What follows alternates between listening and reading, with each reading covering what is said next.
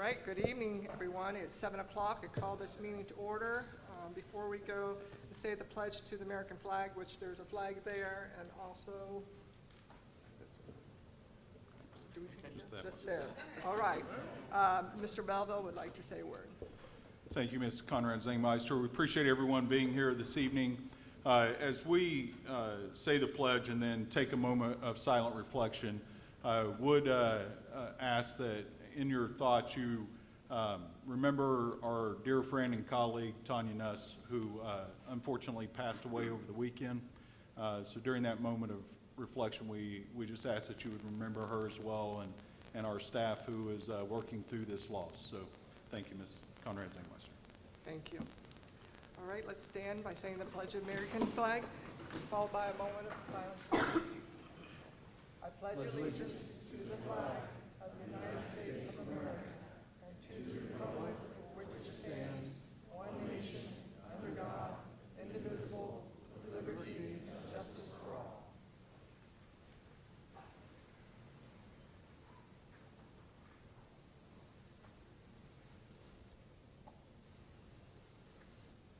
All right. Ms. Roberts, please call roll. Mrs. Conrad Zangmeister. Here. Mr. Hoffman. Here. Mrs. Johns. Here. Mr. Kimmerer. Here. Mr. Smeltzer. Here. All are counted. Moving on to the next section, minutes. Have you all had a chance to review our minutes, member of the boards? If there's no questions or comments, I need a motion to approve. So moved. Mr. Smeltzer makes the first motion. I need a second. I'll second. Mr. Hoffman seconds. Mr. Smeltzer. Yes. Mr. Hoffman. Yes. Mrs. Conrad Zangmeister. Yes. Mrs. Johns. Yes. Mr. Kimmerer. Yes. Motion's passed. Moving on to adjustments to agenda. Mr. Belleville, I noticed there's adjustment. Yes, ma'am. We had a request come in today from Peggy Elder requesting 30 days of unpaid leave. Peggy's dealing with a medical issue, and we obviously want to keep her in our thoughts and prayers as well, but would ask that that be added to the agenda due to getting that request today after the agenda was set on Friday. Okay. So I need a motion to add the adjustment to the agenda. So moved. Ms. Johns makes a motion, and I will second. Mrs. Johns. Yes. Mrs. Conrad Zangmeister. Yes. Mr. Hoffman. Yes. Mr. Kimmerer. Yes. Mr. Smeltzer. Yes. The motion passes. Moving on to the information and discussion, on to superintendent updates. Mr. Belleville. Thank you. It's obviously an exciting evening. We're incredibly proud and honored to have our cross-country teams with us this evening, and as we recognize them. Before we jump into that, just a couple of items. As we get through the remainder of the agenda, and once we get through the process of recognizing our student athletes and our coaches for their incredible work, we will have a small break in the agenda after those recognitions. Everyone is invited to stay with us for the remainder of the evening and be here for the entire board meeting. We will have our 5-year forecast presented this evening, but during that intermission, if you want to leave or need to leave for any reason that's not considered rude, we put the break in there intentionally. During that time, we will put out copies of informational copies of the 5-year forecast, so if you want to pick one of those up during that brief intermission, you're obviously welcome to do that. So we have that built in, and then as we go through the agenda, if board members have questions about specific items on the agenda, I'll address them then instead of dressing it up front like we normally do. One thing I do want to mention before our next board meeting, and Mr. McPhail may touch on this during principal updates, just want to say a quick word about our National Honor Society shopping trip coming up December 2nd and 3rd. Just want to acknowledge a few groups who have really stepped forward to help out. Every year when we do this trip, it's just an incredible experience for our kids. Not only our students that we take shopping, but for our Honor Society kids who serve as mentors for our younger students. But we were throwing a huge curveball at the last minute. Every year, Kohl's has been an amazing partner, giving us discounts on items for the kids so we can make the money stretch as far as possible. But then Frisch's was always great about feeding our kids and never charged us for those meals. Fed the kids for free. And when we found out that they were closing, it obviously threw a huge wrench into our plans. Ms. Toller does an amazing job with this trip every year, and no matter what pops up, she always figures it out and just somehow makes it even better than it was the year before. So she immediately went to work, and the Lions Club stepped up and offered their space so that we could continue to feed the kids. We'll decorate it and make it special, look nice. But during that process, amazingly enough, one of the big things that you kind of sit back and go, all right, there are life things happening here. Some of our kids have never ordered off a menu and don't know how that process works. And so our mentors, our older kids, are helping the younger kids. All right, what do you want? You can order, and so on and so forth. So you still want to let them experience things like that. So Lions Club offers the facility, and then as always, Tony and Carolyn stepped up in the Falcon's Nest. Will be feeding the kids and giving some options there so they have that experience, and really just taking care of us as far as the expense of feeding 2 large groups, one from Pleasantville, one from Bremen, and then donors who stepped forward and said, you know what, we're going to help take care of meals and those type of things. So just wanted to give an acknowledgement to the Lions Club, Falcon's Nest, donors who wanted to remain anonymous, Ms. Toller, our students, for all the hard work that goes into this. It truly is an experience that changes lives, and 2 of the greatest days, December 2nd, December 3rd, that you could ever want to be a part of. So just wanted to mention that publicly and acknowledge Ms. Toller and Honor Society and all those kids and the rest of our staff that work so hard on this. With that, really want to get to the best part of the evening, and that's celebrating our student athletes and coaches. So I'd like to ask Mr. McPhail to come forward to begin the presentation and acknowledgement of our student athletes. As we go through, we'll be introducing multiple guests that have presentations. But Mr. McPhail, if you can get us going.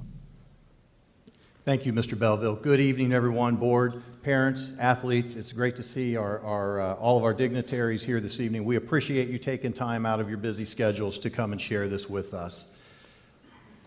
It is an absolute pleasure to be able to stand here tonight and share in this moment, this time in history with everybody associated with Fairfield Union Local Schools, our community, the Lancaster area, these athletes most especially, and our coaches.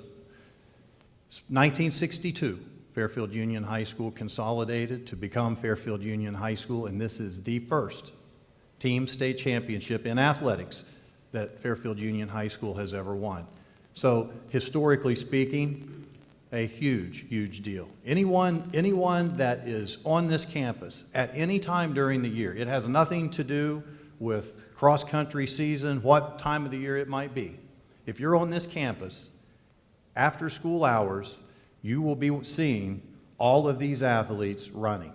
It might be 20 degrees, it might be 10 degrees, it might be pouring rain. No matter what the conditions, no matter what the circumstances, they're training. That is, to me, a testament to them, but also to the architect and the person that put this entire operation together. So if I could ask Coach Myers to come up here to the podium, please. A couple of things here on Coach Myers before I turn this over to him. Truly a local legend. I mean, in our Hall of Fame, ran at Ohio State University, was an elite athlete at Ohio State, and then ran professionally for years. And so as that career was starting to come to an end, to our blessing, to our good fortune, Coach Myers decided he wanted to come home and work with his family, his siblings, his parents on the family farm.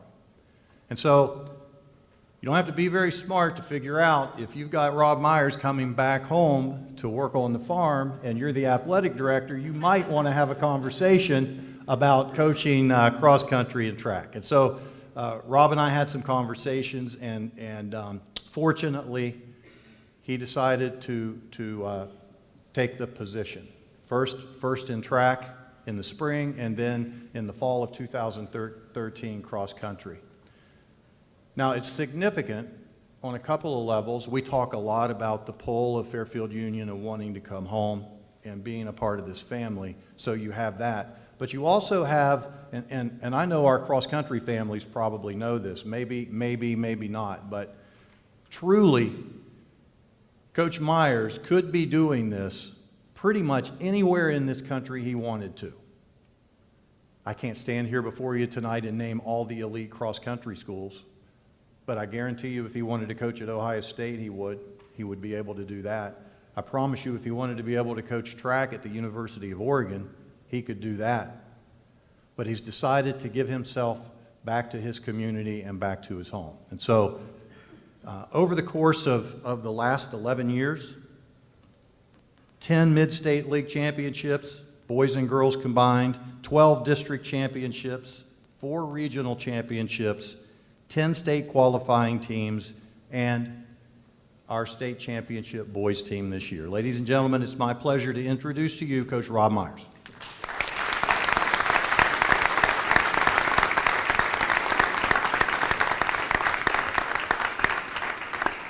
Well, I was not expecting that, but I do appreciate it.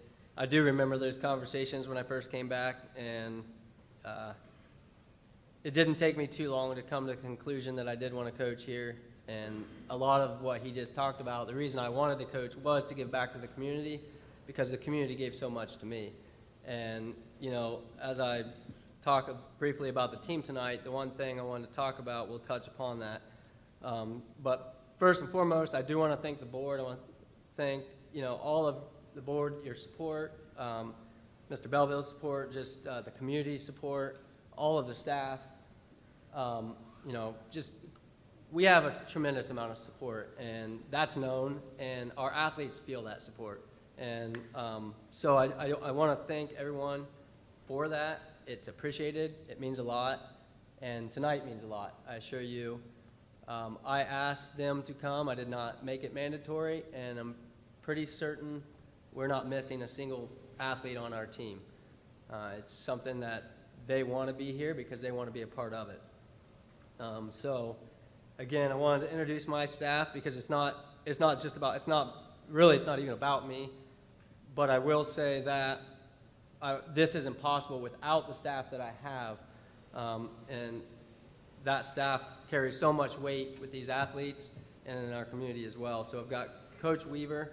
Why don't you guys just stand where you're at real quick. Coach Weaver, Coach Myers, my brother, who was actually one of my coaches when I was in school, Coach Fisher, Chad and Coach Fisher are both volunteers, and then Coach Graham, who is our another one of our paid coaches. He's one of our head middle school coaches, along with Coach Weaver, who helps a little bit with both.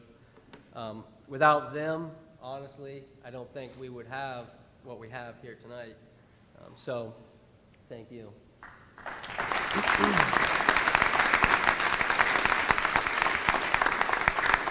Just briefly, to touch on our culture and what we strive to do here tonight, and it was funny that he mentioned that it doesn't matter, at some point in time you're going to see someone running on this campus, and I think what's beautiful about that is that's on them. That's them wanting to be better. That's them buying into the process and the program. I'm not asking them to be here. They're doing it, right? I'm writing training for anybody that wants it, but nothing's mandatory. Quite honestly, our practices aren't even mandatory. They just need to be. They just want to be there, right? That's why they're good.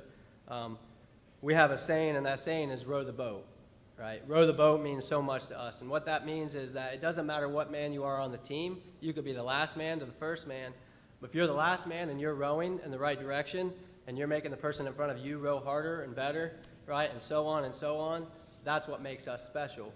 And it's unique because a lot of people wouldn't understand that, and what they don't understand is, well, 9 guys are going to get recognized tonight, and there's 18 guys, and then 9 girls are going to get recognized tonight, and there's 11 girls. What they don't understand is they don't need to be part of that recognition, because he touched upon that. What they are is they're part of the legacy. They're part of Fairfield Union cross country, and that's enough for them, because they know that in the future when someone says, oh, you were a part of Fairfield Union cross country, they can say yes, right? They believe in the overall legacy of what we're trying to do, and that's also why they're out here training when no one's watching, when they don't have to be, when I'm not making them do it, right? Obviously, I encourage them, and I tell them how to be successful, and this, if you do this, you'll be successful, but it's on them as the individual athletes buying into the overall process, right, and the culture, and again, rowing the boat. So kudos to them. So let's give them all a round of applause real fast.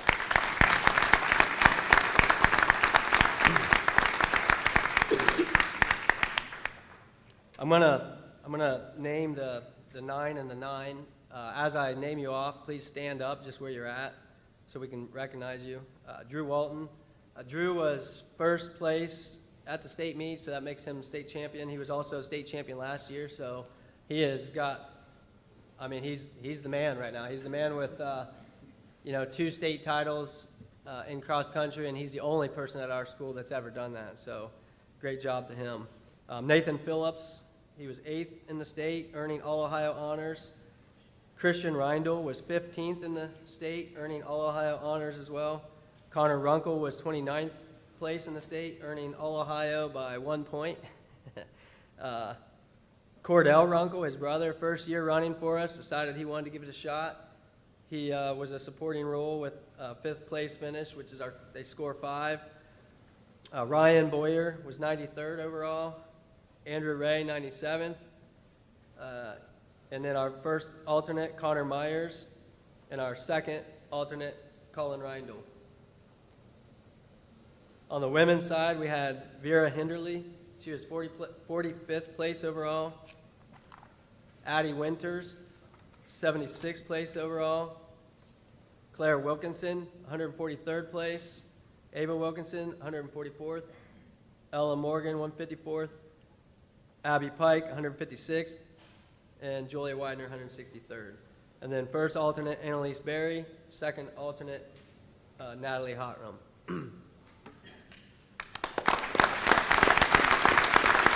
And then,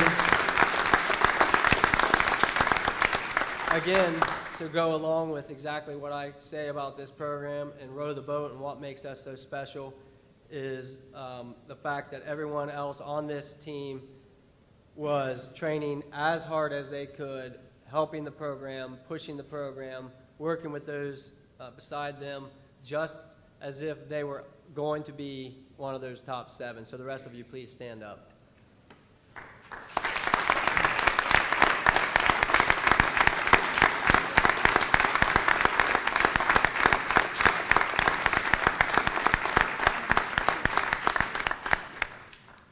This is about 3 hours shorter than my speech at my banquet, so I'll go ahead and hand it over to Mike now, Coach Graham, our middle school coach. He had a lot of success this year as well, and so he'll come on up and say a couple words.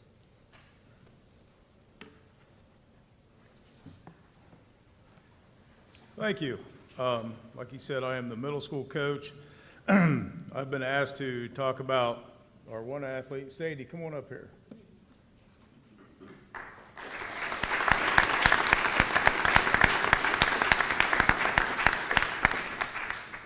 Sadie is a great young lady who is very involved in many things, including showing at the fair. She's into basketball, into soccer. She ran track this past spring. Didn't run cross country last year, but did run track. And after that, she was able to compete in the state meet, which she placed very high in. So she decided to give cross country a go this year. And I've watched her in some of the races when she was younger, and I knew she could do it. I was pretty excited when she decided to join us this year. She was part of a very amazing team of young ladies who won the first MSL girls title at Rushville Middle School that I know of. Individually, in all of our regular season meets, she placed twice, or second twice, and it was the same young lady from Sheridan, which kind of drove her nuts, but she took care of that later. And then she was first place 5 different times, setting many meet records. She became the MSL individual champ, winning that outright. And then we got to the, it's called the OHSAA Junior High Invitational, and there are 4 different races that day for each boys and girls, total of 8. And Sadie was the fastest young lady of all 846 runners there that day. And she got her revenge on the girl from Sheridan. And to tell you how wonderfully she did that day, she ran a time, which I'm not sure, you may know this is what it is. She ran 11:32:01. The next closest girl was an 11:49. So she was 17 seconds faster, and that young lady could have won any of the other 3 races. So that tells you where she was at, and once she got around the corner, Coach Chad Myers, he saw the other young lady kind of struggling a little bit. He told Sadie, he said, you gotta go now. So she went, of course, I think at the podium, she probably couldn't feel her legs. She looked a little wobbly getting up there to get her medal. But she did a great job, and she came in almost 150 meters ahead of everybody else, and probably was the longest 11 and a half minutes of my life, waiting for that crossing. But it was a great, great day, and she had an absolute great season, and there's nothing but bright things ahead for her. So, Sadie, good job this year. Sadie Schultz.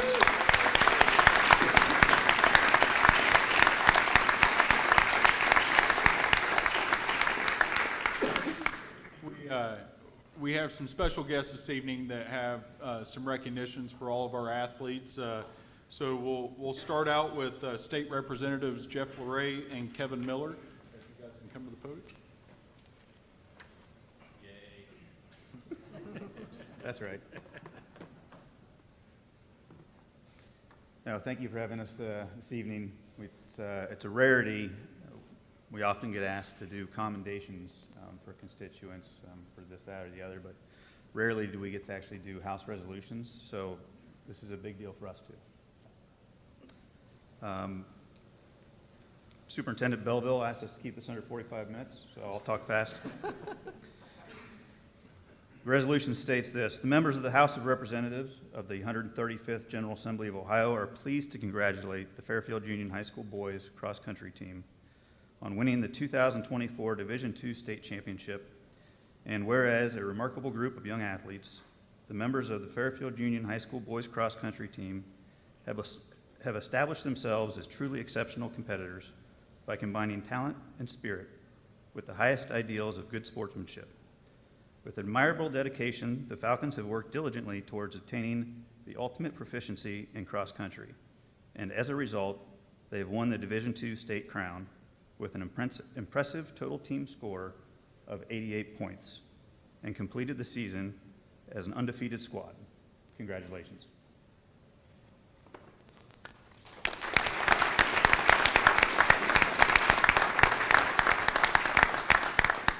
So I have the distinct honor of recognizing our state champion.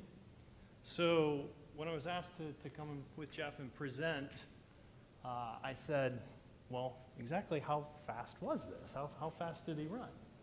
And they said 15 and some change. Is that correct? So just to put that in context, my daughter asked me to run the turkey trot. And I haven't run it in 5 years. So as I'm kind of training, if you will, for a turkey trot, I realized that he could finish running, take a 10-minute nap, and I would be strolling in across the field. That's fact. So for Drew, whereas the members of the Ohio House of Representatives of the 135th General Assembly of Ohio are pleased to extend special recognition to Drew Walton as the 2024 Division II State Cross Country Champion. And it says more, but I won't go with it. You're the champion. Congratulations.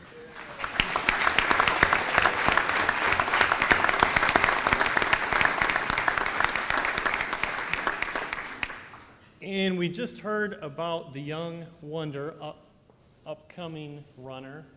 So if she would come on up here, we actually have something for her as well.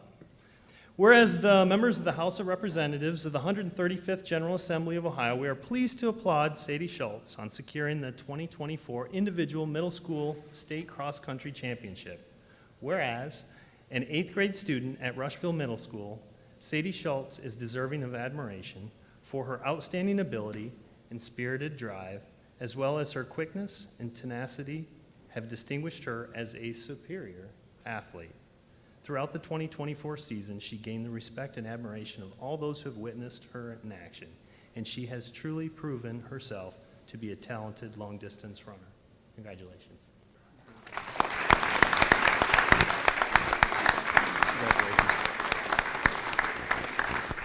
If we could have both teams join our representatives off to the side, and we'll get some pictures real quick. Drew, come up and Coach Myers. You cut those, and then we'll go over here for pictures.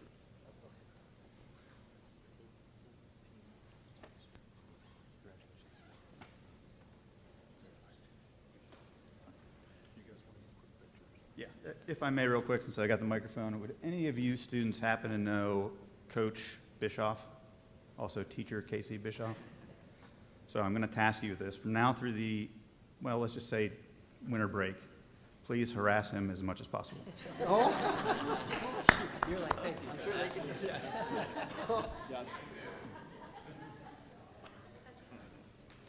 that. Gentlemen, you want to go ahead and follow? The men's team. Please. Sadie, you'll need you up here.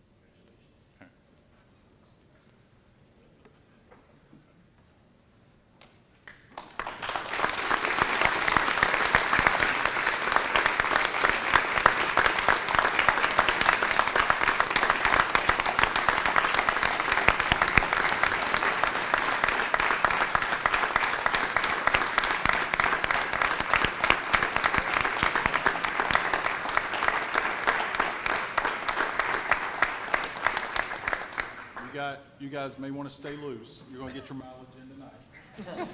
I have Senator Tim Schaefer to the podium for presentation. What's that? Do you need me to hold one? Might need some assistance. Thank you so much, Mr. Superintendent, and thank you, members of the board, for this wonderful opportunity to congratulate and throw some accolades at some outstanding athletes.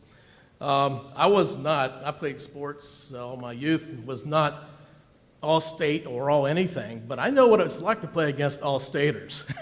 You guys are tough. You guys and gals are tough. And Sadie, you're coming up. Oh my gosh.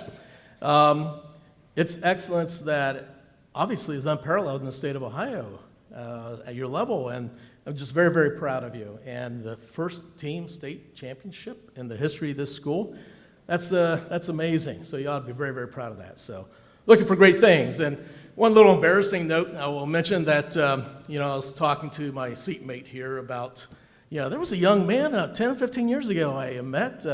Boy, the running program, the sports program has quite a heritage here at Fairfield Union. And this young man, he was like all state and went on to run professionally.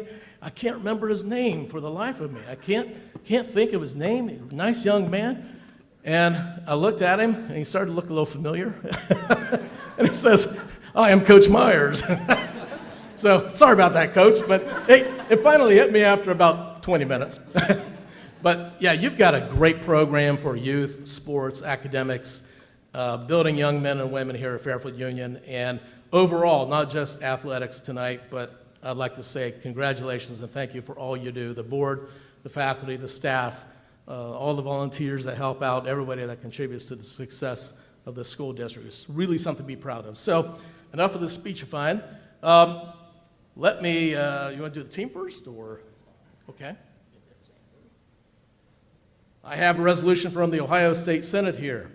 Whereas the members of the Senate of the 135th General Assembly of Ohio are pleased to recognize the Fairfield Union High School boys cross-country team as the 2024 Division II state champion. And whereas the members of the Fairfield Union High School boys cross-country team, I'll just say team, have been exemplary athletes throughout the season, and the Falcons compiled 88 points to win the Division II state championship. The unwavering commitment of the runners and the coach has earned them the esteem of many, and they're certainly deserving of high praise. And Coach Rob Myers has demonstrated remarkable energy, enthusiasm, and dedication in guiding his Fairfield Union High School boys cross-country team to victory, and his skills reflected in the squad's outstanding accomplishments. And due largely to his and their tireless efforts, the members have distinguished themselves on the course, and he has received the respect and admiration from all who know him and all the residents of the Fairfield Union School District. So thank you so much for all you do to bring pride to the Fairfield Union School District, and good luck to you in the future. We wish you the very, very best.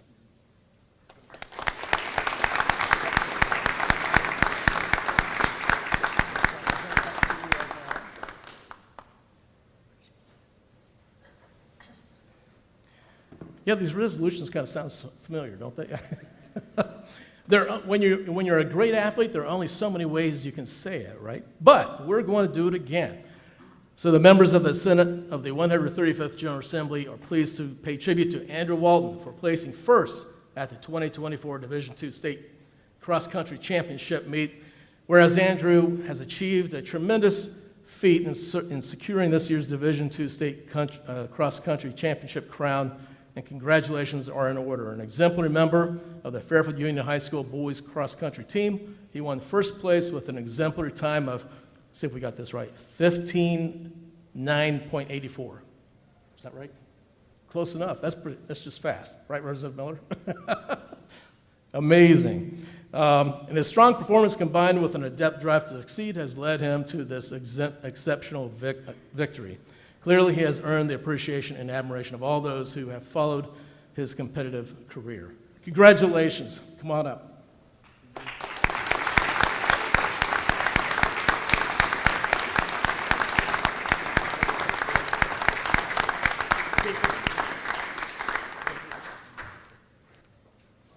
And yes, team. Yes.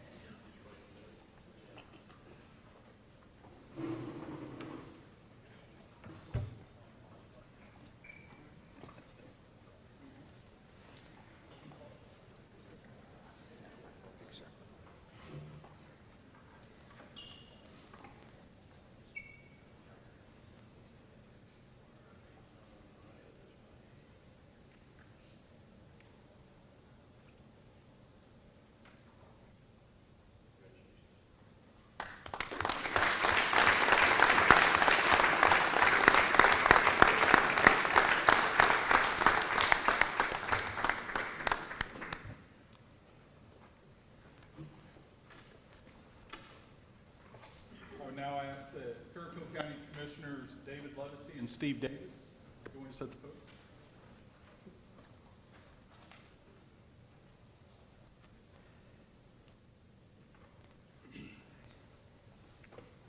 Good evening, folks. I'm Steve Davis, here with my colleague Dave Levesey.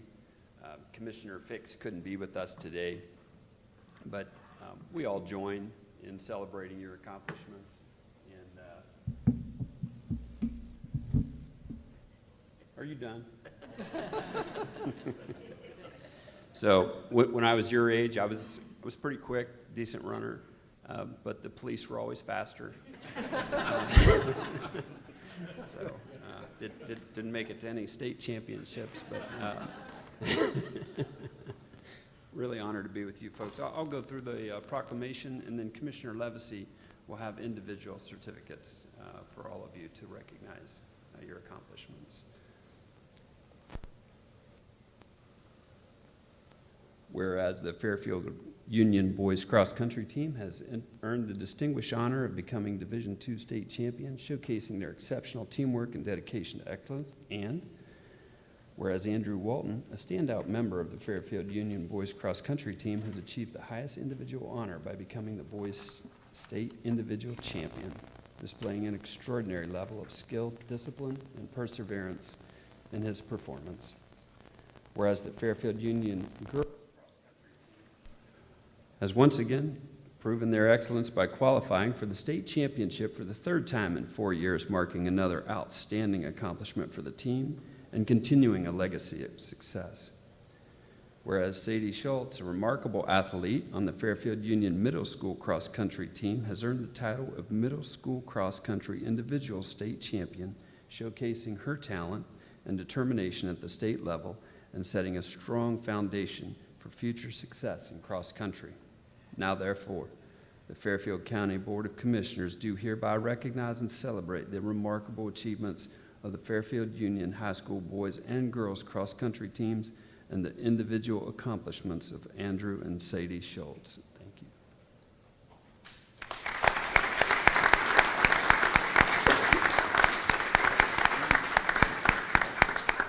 Sadie and Andrew, would you like to receive this? Yeah, would you join me? I'm not a bad person anymore. Congratulations. Hey, Sadie, did you have a beer? Was it grand or reserved? You don't know. So here, why don't y'all take that there and look towards the gentleman with the camera there.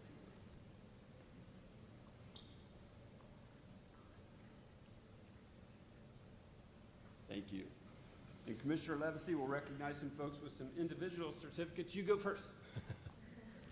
Andrew, matter of fact, I was part of a state championship team. It wasn't in track or anything like that, but it's in football. And 1962 and 3, about the same time this school was being built. So that's a couple years ago. So Andrew Walton, congratulations, sir.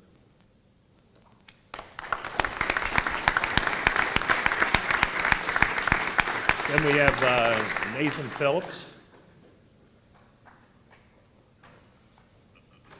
Congratulations.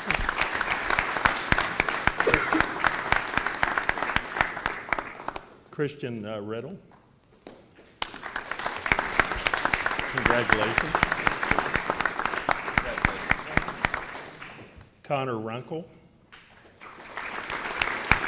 Way to go, Connor. Cool name. Cordell Runkle.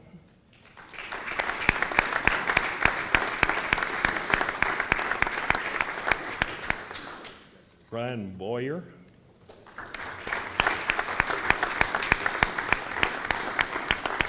Way to go, Ryan. There you go, buddy. Congratulations. A.J. Roy.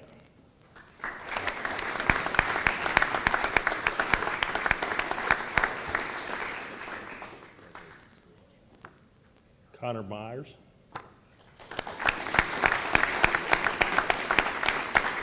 Congratulations.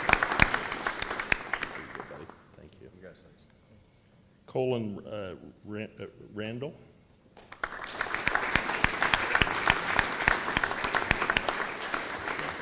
Congratulations. Vera Henderly.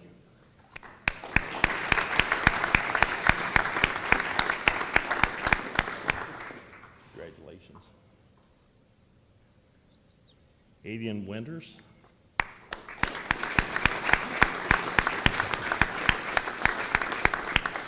Did I pronounce that right?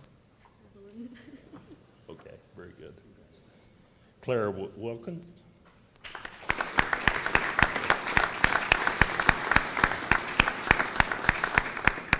Congratulations. Here you go. Ava Wilkinson. Yeah.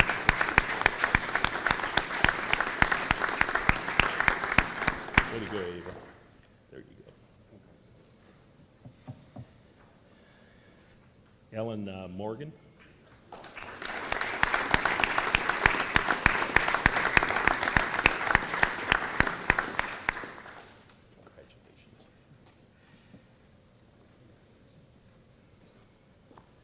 Pike.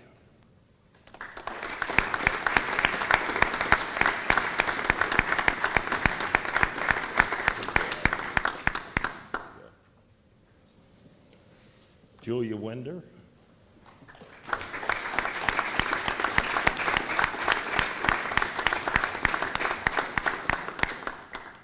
Congratulations.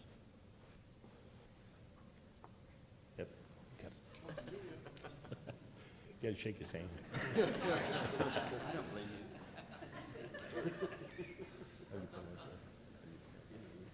you. Annalise Berry.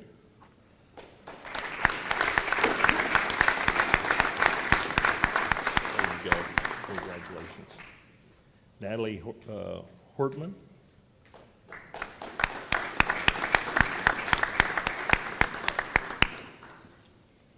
And Sadie Schultz one more time.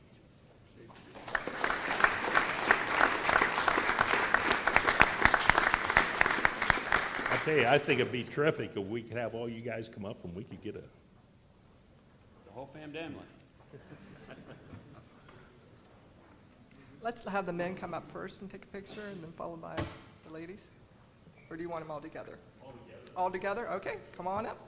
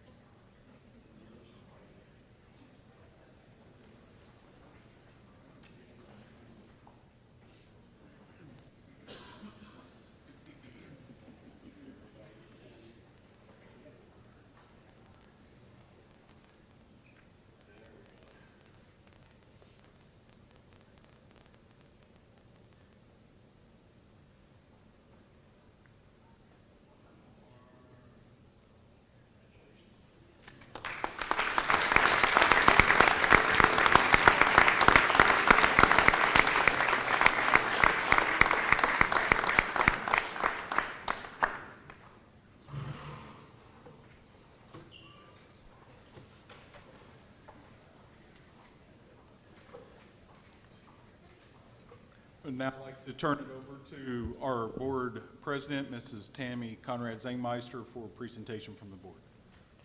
Thank you very much. Distinguished guests, welcome. We appreciate your presence here, and thank you very much for recognizing our athletes. It's truly an honor. Right now, I'd like to recognize the ladies. Ladies goes first. So I'm going to say a couple words, and then we have certificates to give out to you ladies. And I'll just call each one by name, and I'll just have you come up. And if you would, please, we'll just keep it over to the left. That's where the pictures were being held. If you could just take your certificate and stand over to the left, and then once the ladies' team's full, then the rest of those board members will come up and get a picture. Then you guys can go back down, and then we'll address and recognize the men. And then I'll say a few words about the men, and then same thing. Stand over there, get pictures, and then you guys will sit down, and I'll recognize the individuals thereafter. Okay? Speaking of the Fairfield Union Girls Cross Country Team, this is truly an honor. I've had the privilege to watch them for 5 years. I'm going to say 5 years because my daughter was part of the cross country team. And the coaches here are exceptional, I want to tell you.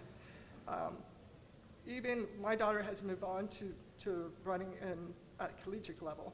And the difference in the quality in coaching here versus what even at the collegiate level is still top notch. Just want to plug that word in for you both because it is truly top notch. Coming from, I'm getting direction, feedback otherwise. Girls, this group of girls is exceptional. They have a bond. They practice, just like Coach Meyer said, 6 days a week, and the mothers can attest to it, 6 days a week for the entire 4 to 5 years, unending, putting that dedication in, even when they were not supposed to go to practices when we have these, blackout days. they're off campus running at OUL, or they're running down there in Hocking Hills. It's truly, truly an honor to have distinguished athletes like this. And not only do they run, they get up at the break of dawn to run. Now, mind you, I am not an early morning person, but they do this. They have this dedication, and they're so good at what they do. And having that team bonding, that's what truly makes you remarkable. That's why you are continuously returning to state, becoming state, going to the state to try to be the state champions. Keep it up, ladies. You're getting there. Thank you. So as I say that, let's go ahead and recognize our ladies. Vera Henley, can you please come to the front? The certificate states here, Fairfield Union Local School Districts awards a certificate to Vera Henley for exemplary performance throughout the cross-country season and for leading the team to a state meet appearance. Thank you very much.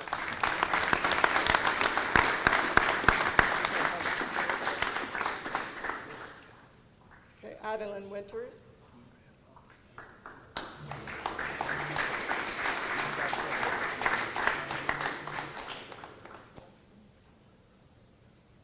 And Adeline is our senior this year. Vera is our junior. Is going to be a senior next year. Claire Wilkinson. She is another one of our seniors.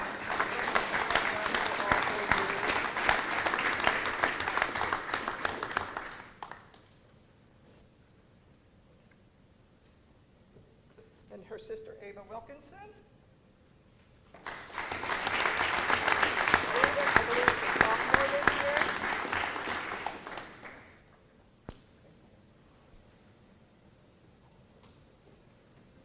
Ellen Morgan.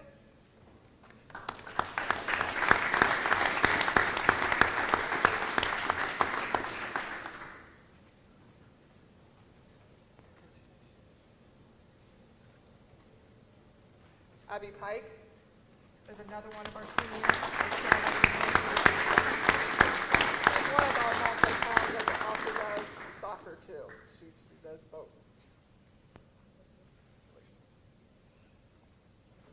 Julia Widener.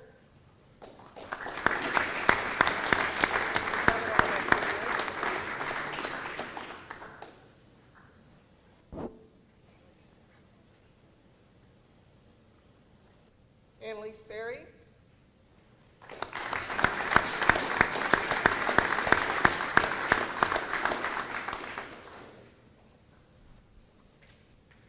And then Natalie Hartman, which she is not present, so. But yeah, she had work. Okay.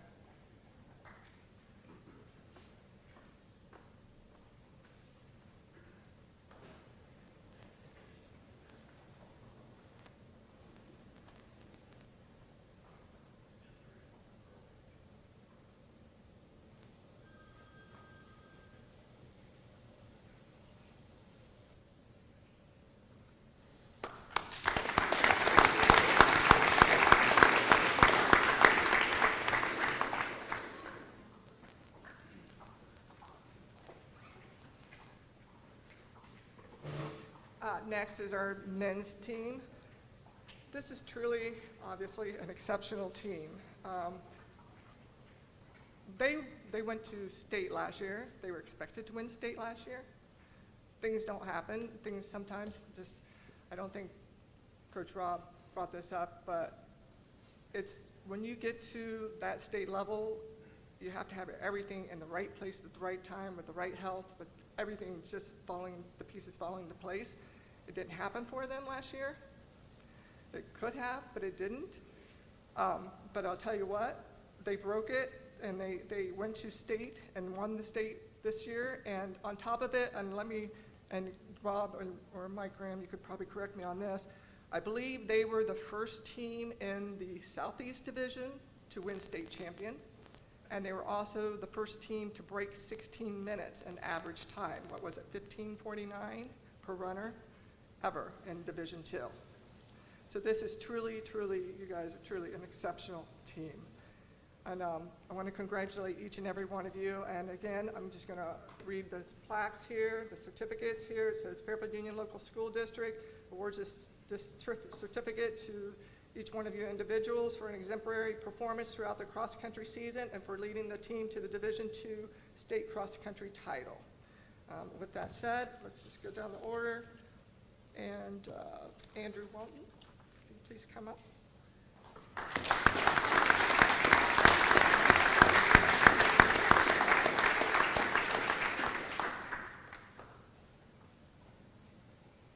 Nathan Phillips.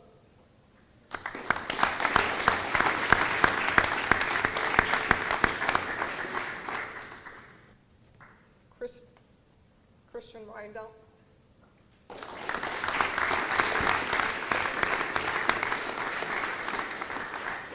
Connor Runkle.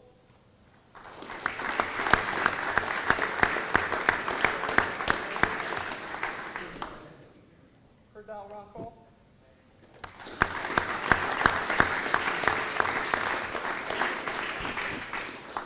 Ryan Boyer.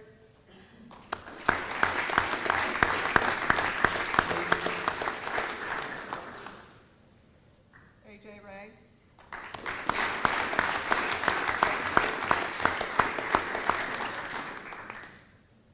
Connor Myers.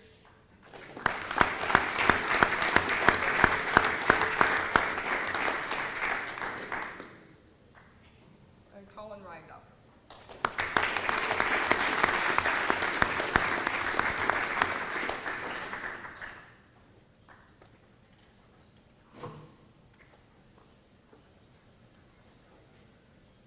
While they're getting their picture made, we will remind the audience at a future date, we're hoping in February at a basketball game, we will hold a ring ceremony for the boys team to recognize and honor their state championship and present them with their state championship rings.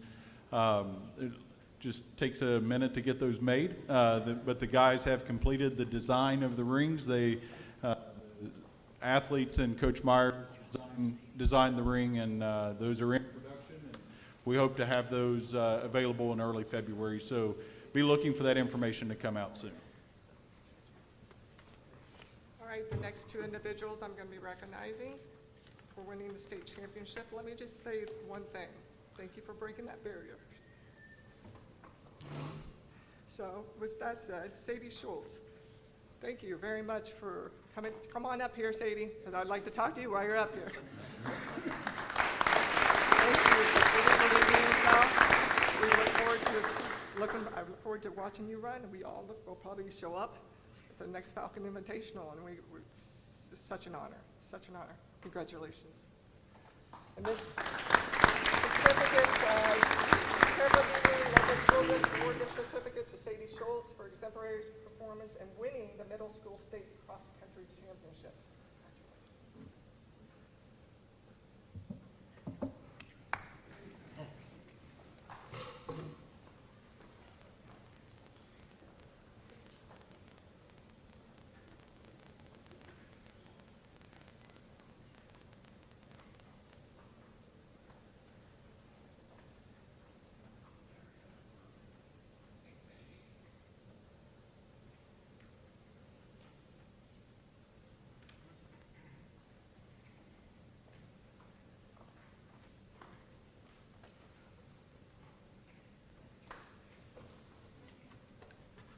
And last but not least, Drew.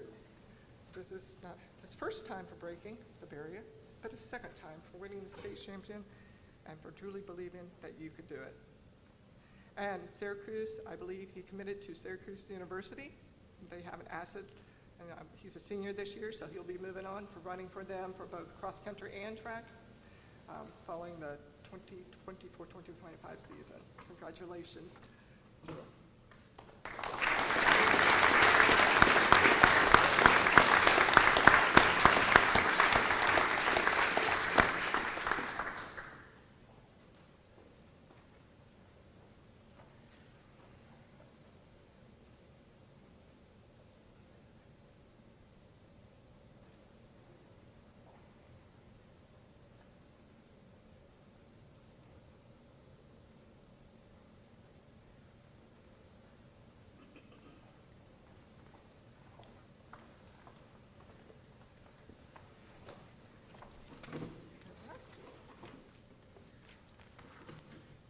Thank you.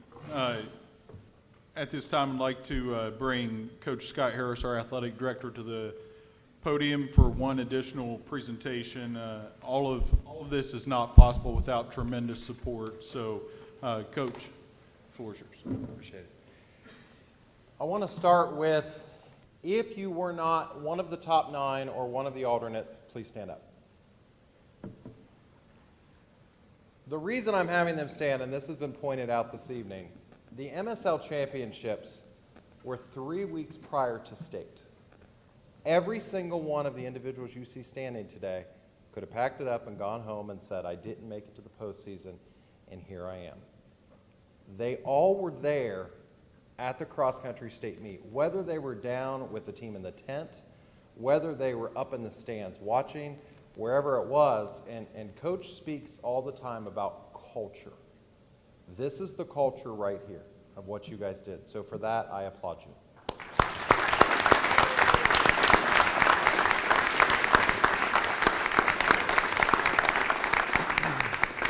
You know, what's funny, I walked in, and I don't see headbands when I walk in. I don't see anybody sweaty. I don't see anybody tired. And what I see is I see a very humble group of young people. You know, I'm watching them come up, and this is like the longest mile to come up here to shake hands, to accept a plaque, to accept a certificate. And I'm kind of looking down there, and some are like, I don't want to go up, I don't want to go up. I mean, you can just see it. And then they're over there taking pictures, and I'm going to pick on Sadie for just a moment. Went and watched Sadie's scrimmage this weekend, and she comes over to me, and I just had to mess with her. She's like, you know, what do I wear and what do I do? And I said, well, you need to wear a prom dress. You need to dress up as much as you possibly can. And she's like, I don't own anything like that. So for that, I sit here and I think to myself, you know, we have a senior young man that has won 2 state championships. And then we have an 8th grader back there that hasn't even gotten here, that hasn't even had a chance to begin her career, and look at where she started. And I think I heard a rumor just this past week that her 8th grade time at the state championship was 8 seconds behind Andrews. Is that correct? When he was in 8th grade?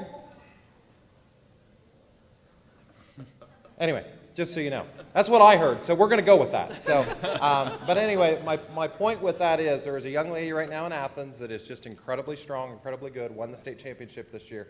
I'm very much looking forward to seeing what she can give her next year. So congratulations, Sadie. As for Drew, I'll tell you, for those that do not know, track season came and went this past year. Drew was injured a good part of track season. And for him to still continue to push through and tell me if I'm wrong, that was tough. That was tough to be able to do that. That was tough to be able to still go to state, still to do the things that you were able to do, go to regionals, etc., but not be able to be who it is you wanted to be. And here you are, back-to-back state champions. So for that, congratulations. And then there's one other individual, Christian. I'm going to point you out. Regionals did not go as good as I think he wanted to do. Between Christian and Coach Myers, they changed his entire training program, what he was going to do in that final week between regionals and state. And I don't know, I'm going to say the first mile, he's somewhere right in the middle of the pack. And then all you got to do is just watch that big smile, and he is just plucking people off as he's going.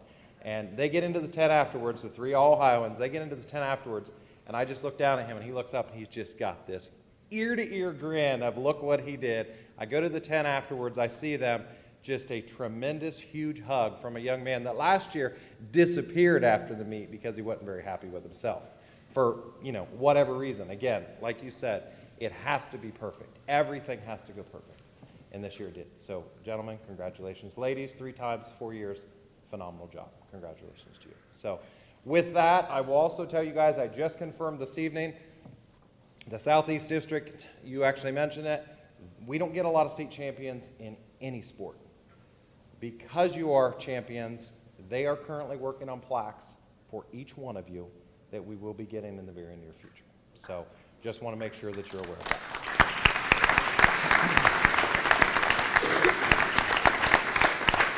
So with that, Coach, congratulations. You know, Coach came up here and said one thing that I do not agree with. He said, it's not about them, it's not what they've done, it's a big part of them. So if I could please ask, if you are a Fairfield Union Hall of Fame member on the cross-country staff, please stand. on the staff? There's That'd two. that'd be you. Carly? Here we go, our staff of 5. We have 3 Fairfield Union Hall of Fame members. So you cannot tell me it's not also about the quality of coaching that we have. So congratulations.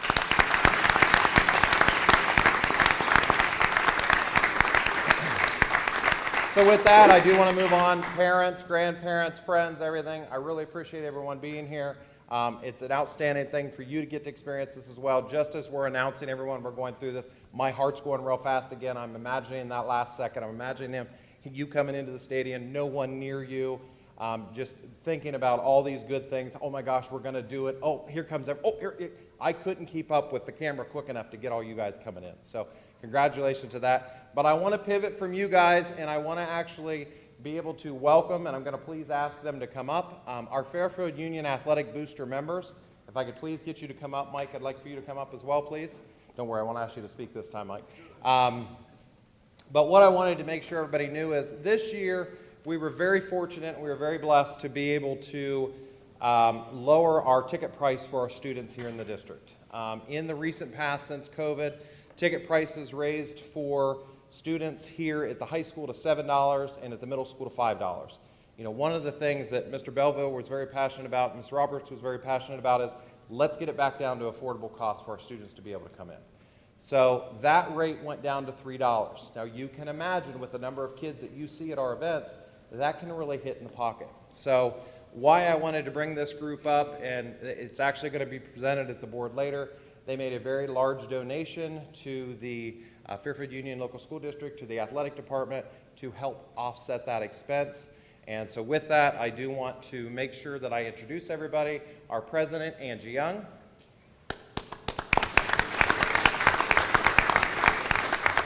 Our treasurer and also a teacher here, Tracy Muller.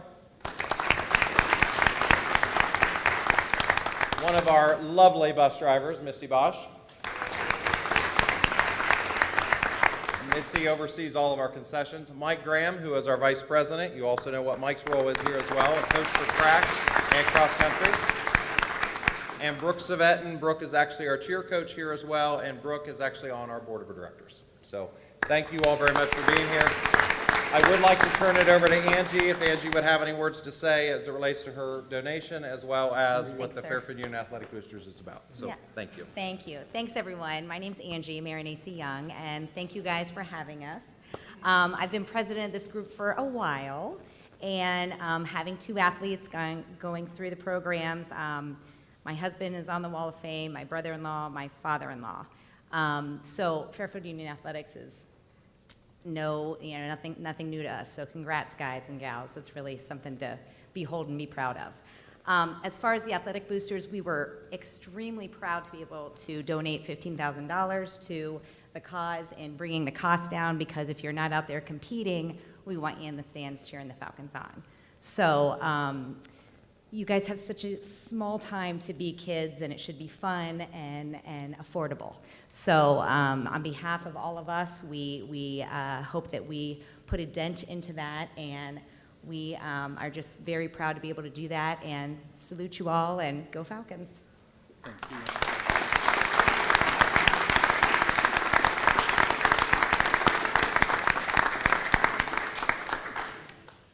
Again, we appreciate everyone being here. At this time, we will take a brief intermission.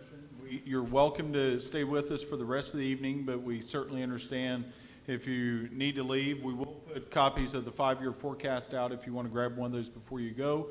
But student athletes, again, congratulations to all of you. We say it every day, or at least I say it quite a bit. It is a great day to be a Falcon, and today most definitely you are the reason why it is a great day to be a Falcon. Thank you for all you do. Thank you for your hard work, your dedication, and your commitment to not only your team, but our district and our community. We're just incredibly proud of you. We look forward to continue celebrating your future success. I know indoor track is getting fired up, and spring season's right around the corner, so keep pushing, and let's bring another title or 2 home here in the spring. So thank you for being here with us this evening. Ms. Conrad Zingmeister, I'll turn it back over to you, and we can move to 3.4. We can just go go ahead and go to the brief, just go ahead and you're excused to go to brief intermission. Thank you all. Congratulations.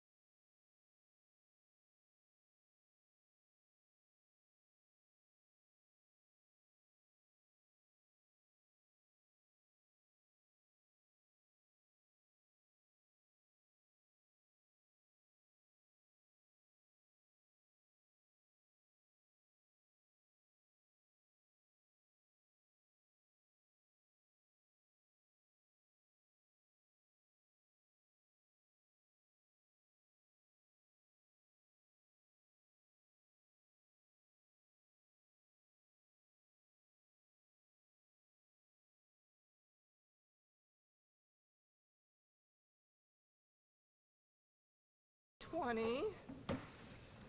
Let's move on to the administrator's report. Thank you for staying.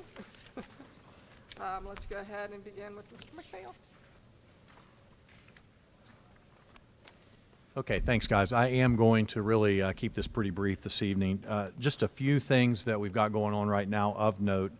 First of all, most obviously, kind of playing off of our athletic theme tonight, we are ready to start winter seasons between the girls' basketball team opens up this weekend, this Saturday, and then everybody except gymnastics will be into their regular season by December 4th. So in the next 6-8 days, most everybody will be up and running with their seasons. I wanted to mention our Hope Squad. This is a big initiative that we were rolling out this year. That's off to a really good start. They had their first students came up with an idea. We end each quarter with the PBIS Day, and the students wanted to do. They made, I don't know, probably 300 or 400 little note cards, and they wrote positive messages, and then they taped a lifesaver to it. And as the students were going around doing their activities, they would give them a note card with a message and a lifesaver. Also had a little photo selfie stop, the word kind, and the I was missing, and then so students could be in the I spot. Just, things that they came up with to kind of get the conversation started about treating each other the right way. I also wanted to mention, there's a lot of talk these days in the area of STEM and trying to get females involved in the sciences and math and careers in those areas. Mr. Miller here a couple of weeks ago took a group of 21 young ladies over to Newark for an activity. They had 5 guest speakers ladies that were highly successful in the science and math fields, talked about their careers. They kind of rotated, went station to station. They were able to ask those ladies questions about, what their paths were to get to those spots. So I wanted to mention that Mr. Miller gave some of our female students an opportunity to do that. Of course, we had a really successful Veterans Day assembly. We had 18 veterans come in and recognized them here in the high school, and had Senator Schaefer and Commissioner Levacy were here. Commissioner Levacy was our speaker, our guest speaker for the assembly. That went really well. Mr. Belleville mentioned the National Honor Society Christmas trip that's coming up December 2nd and 3rd. And we're really excited about that. Kind of that twist that, kind of turning a negative or a challenge into a positive, being able to host that lunch, that meal here in the district, I think is really going to be a positive for our students. And they're looking forward, in conjunction with the Lions Club, to make that a really special opportunity. National Honor Society students will be serving them. So, that's just, I think, the next step in that program. We do have fall retakes ready to go, and of course, exam fall retakes. We'll be rolling those out the first 2 weeks of December. And of note, just for your calendars, the Winter Band and Choir Concert is December 12th at 6 p.m. here in the auditorium.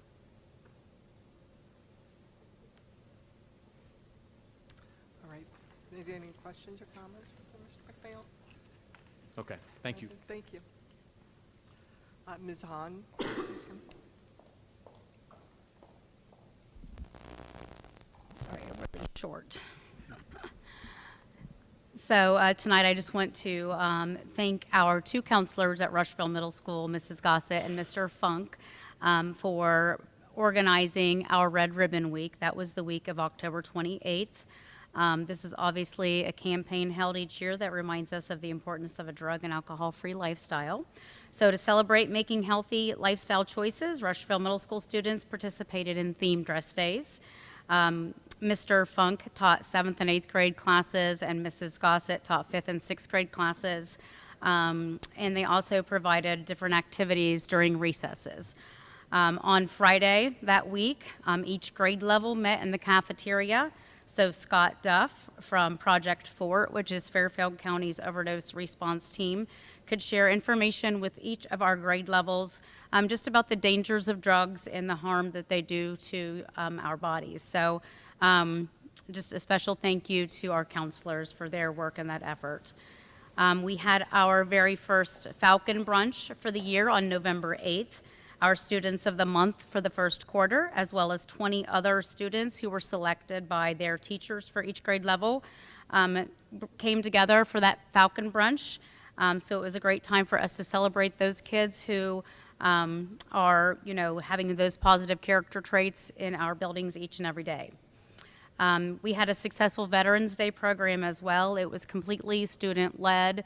Mrs. Verdau and Mr. Smith, our student council advisors, organized that day, and our students did a fabulous job. Thank you to the high school band and also the high school assembly singers for participating in that as well. And then finally, I just want to thank Mrs. Foltz. She is our paraprofessional who works within our library at Rushville Middle School. We just completed our Scholastic Book Fair this last week, and it was her first time organizing that event. She is new to that position, so I just want to, give her a shout out, and I appreciate all the effort that she put into that book fair just to make it a successful event for our students. Thank you. Thank you. Mr. Knott?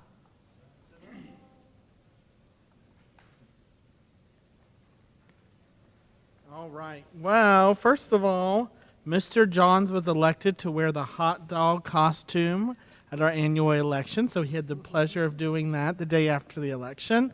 Kindergartners were very much in tears, and I assured them I was certainly fine with this choice, and I supported it fully. He did a good job. He's settling right into elementary world. Veterans Assembly. As always, Roseanne Elliott runs the show, and Mr. Johns and I just kind of say yes to lots of things. It was fantastic as usual. I'm always proud. Each year we kind of grow the role of the kids in the program. They did a nice job. Very pleased with that. Coming up, we have conferences this Thursday and next Monday. I would just look this morning. Slots are filled. We've had some families call in. We were able to move some of them around, so I'm very looking forward to that. Also this year, our PTO is offering free babysitting during those times if needed for the families to attend those conferences.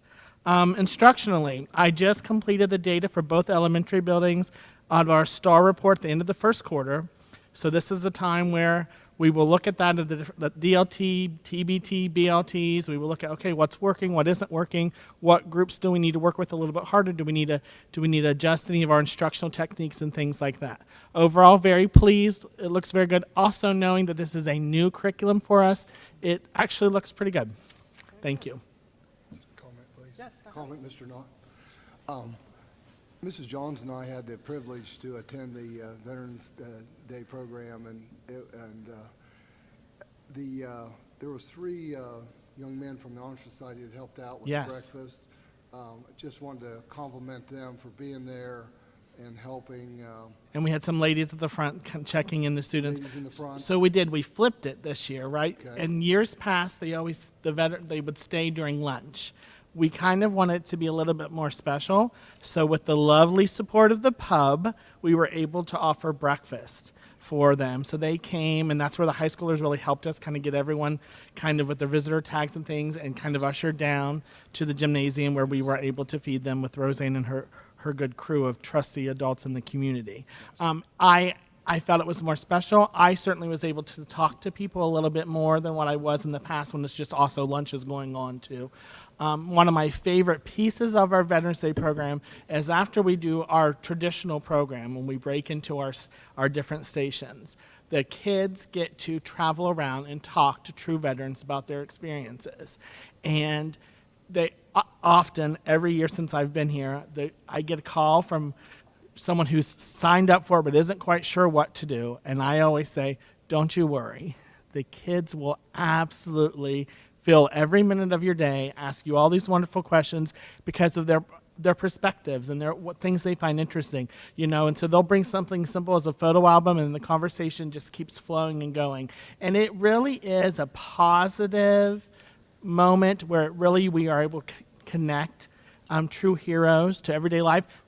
Kids see grandpa sitting there, in a different light sometimes and things like that. So it is very special. Well, I sure wanted to comment. Those young people, I watched them and how they carried themselves and such a such a manner that it was a pleasure to see, and I wanted to make sure that comment was out there.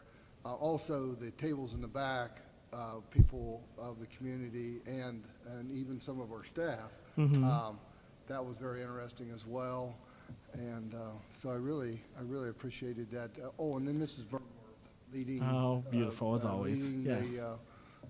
with all the songs, with all the different staff. It was a wonderful day, and I wanted to make Yeah. comment of it. And, you know, I have to, it is, Deputy Paul is a veteran. And so we do the wall of, right, that they walk down of honor, and we do a scavenger hunt, and they find people that they know and who's been in the Navy, who's done. Yeah. And it is adorable every single year when they realize he's much younger in the photo. So it's they look, they read, they look again, then they find an adult to make sure they're right. And so it's a nice little reminder for them that, yeah, that even in our building, we're lucky. Well, thank you for the privilege of being invited. You know, it truly was a privilege. Sure, anytime.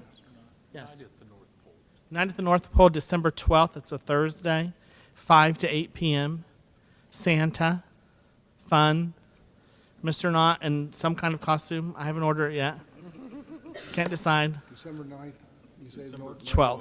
Mr. McPhail, when is the concert on It's- the 12th? 6 p.m. All right, So, I've got to yeah. plan out my travel Yeah. that evening. Come early. So come see us early, and then, Yeah. yep. Yeah. Thank you. Ms. Tokars?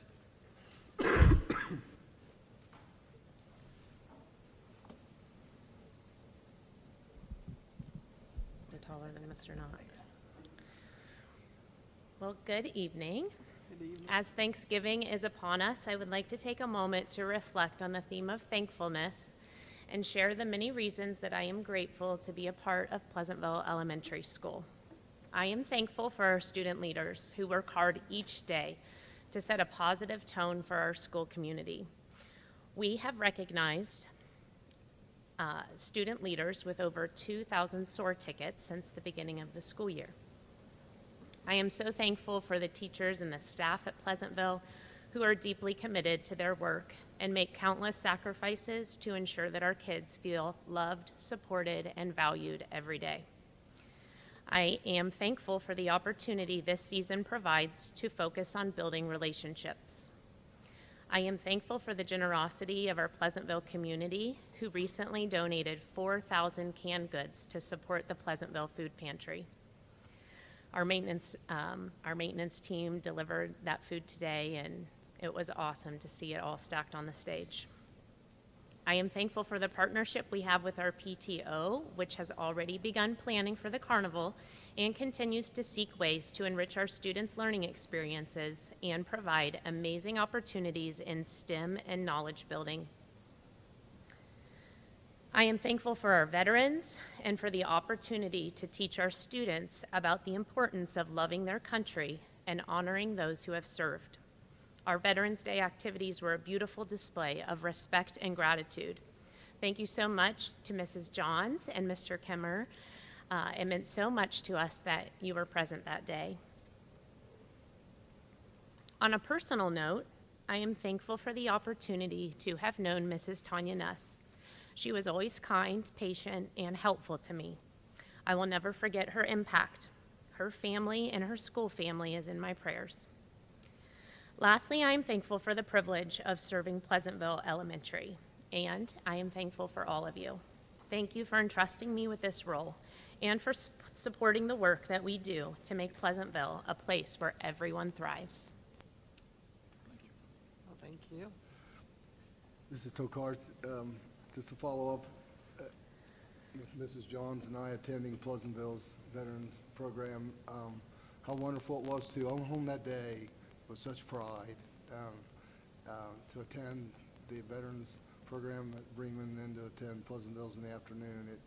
You recognized all the veterans that were there and the words that you spoke, and it was pretty meaningful, and we're truly blessed to live in the communities we live in, and went home with a tremendous amount of pride. And again, thanks to Mrs. Burnworth for leading the students as well with all those songs and giving those young people something to look up to and to see the free country that we have. And so thank you for the Veterans Program that we have. And you mentioned in your dad was also touching as well, so I appreciate that. Thank you. Thank you. Well, thank you, administrators. If you would like to leave, or you're welcome to stay, but otherwise, we'll see you next time in December. Thank you for being here, guys.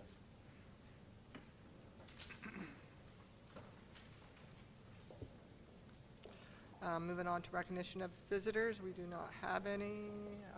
We'll move on to the consent agenda items sections. 5.1, financial items. Ms. Roberts. Okay, you'll see this evening we have 4 different donations. There's obviously the donation from the athletic boosters.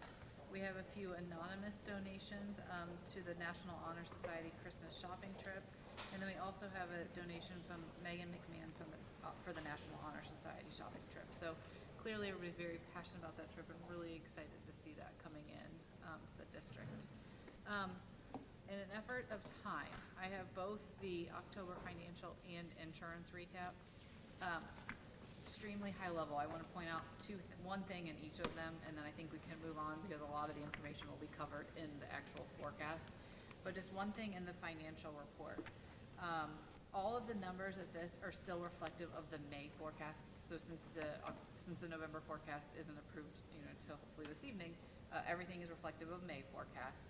The only thing I want to call out in here is in revenue and state grants. This is the first time that we, in October, that we were receiving revenue for our CEP, which is our community eligibility program, where all of our students are eating breakfast and lunch for free.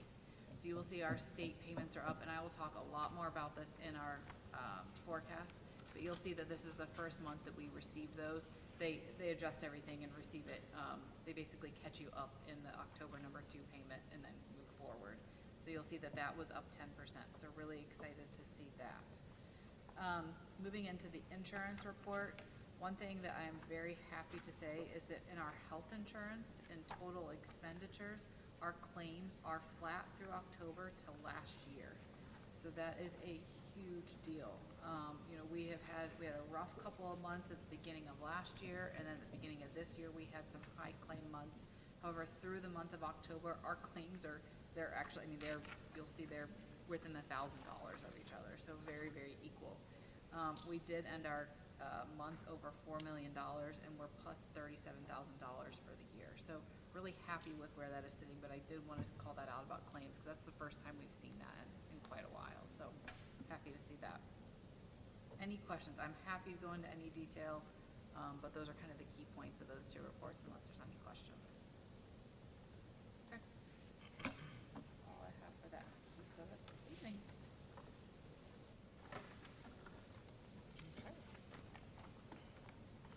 I need approval for if there are no questions or comments, I need approval for the consent agenda items as presented by the superintendent and So treasurer. moved, Mr. Conrad. Mr. Kimmer makes a motion. I need someone to second. I'll second. Ms. Johns seconds. Mr. Kimmer? Yes. Mrs. Johns? Yes. Mrs. Conrad Zangmeister? Yes. Mr. Hoffman? Yes. Mr. Smeltzer? Yes. Motion passes. Moving on to new business section. 6.1, the resignation of Ms. Roxanne Drake. So we need a motion to approve the resignation of Roxanne Drake as bus driver effective November 6th. If there are no comments or questions, I need a motion to approve. So moved. Mr. Hoffman makes a motion. I need someone to second. Second. Mr. Smeltzer seconds. Mr. Hoffman? Yes. Mr. Smeltzer? Yes. Mrs. Conrad Zangmeister? Yes. Mrs. Johns? Yes. Mr. Motion Kimmer? passes. Yes. Did you say Mr. Kimmer?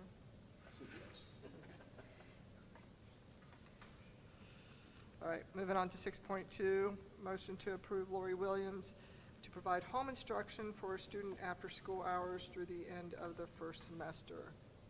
This is due to a medical situation. Okay. I need a motion to approve. So moved. Ms. Johns make a motion. I will second. Mrs. Johns? Yes. Mrs. Conrad Zangmeister? Yes. Mr. Hoffman? Yes. Mr. Kimmer? Yes. Mr. Smeltzer? Yes. Motion passes. Moving on to 6.3, personnel services and supplemental contracts. Need a motion to approve the services and supplemental contract for Amanda Barr as middle school 5th through 8th grade yearbook, group 8, step 7. And Mrs. Barr has done this for the past several years, so we're very appreciative of her work on that. She does a nice job. Okay. Need a motion to approve. So moved, Mrs. Conrad James-Weiser. Mr. Kimmer makes a motion. Need someone to second? Mr. Hoffman seconds. Mr. Kimmer? Yes. Mr. Hoffman? Yes. Mrs. Conrad Zangmeister? Yes. Mrs. Johns? Yes. Mr. Smeltzer? Yes. Motion passes. Moving on, 6.4, volunteers. Motion to approve the volunteers as presented. Andrea Williams, Winter Middle School cheerleading. Jackie Guile is gymnastics. Is it Guile? I believe so. Mark Egger is wrestling. Again, we are appreciative of all volunteers. It goes unending. Thank you, unending thanks to all of them. I need a motion to approve the volunteers as presented. So moved. Mr. Smeltzer makes the motion. I will second. Mr. Smeltzer? Yes. Mrs. Conrad Zangmeister? Yes. Mr. Hoffman? Yes. Mrs. Johns? Yes. Mr. Kimmer? Yes. Motion passes.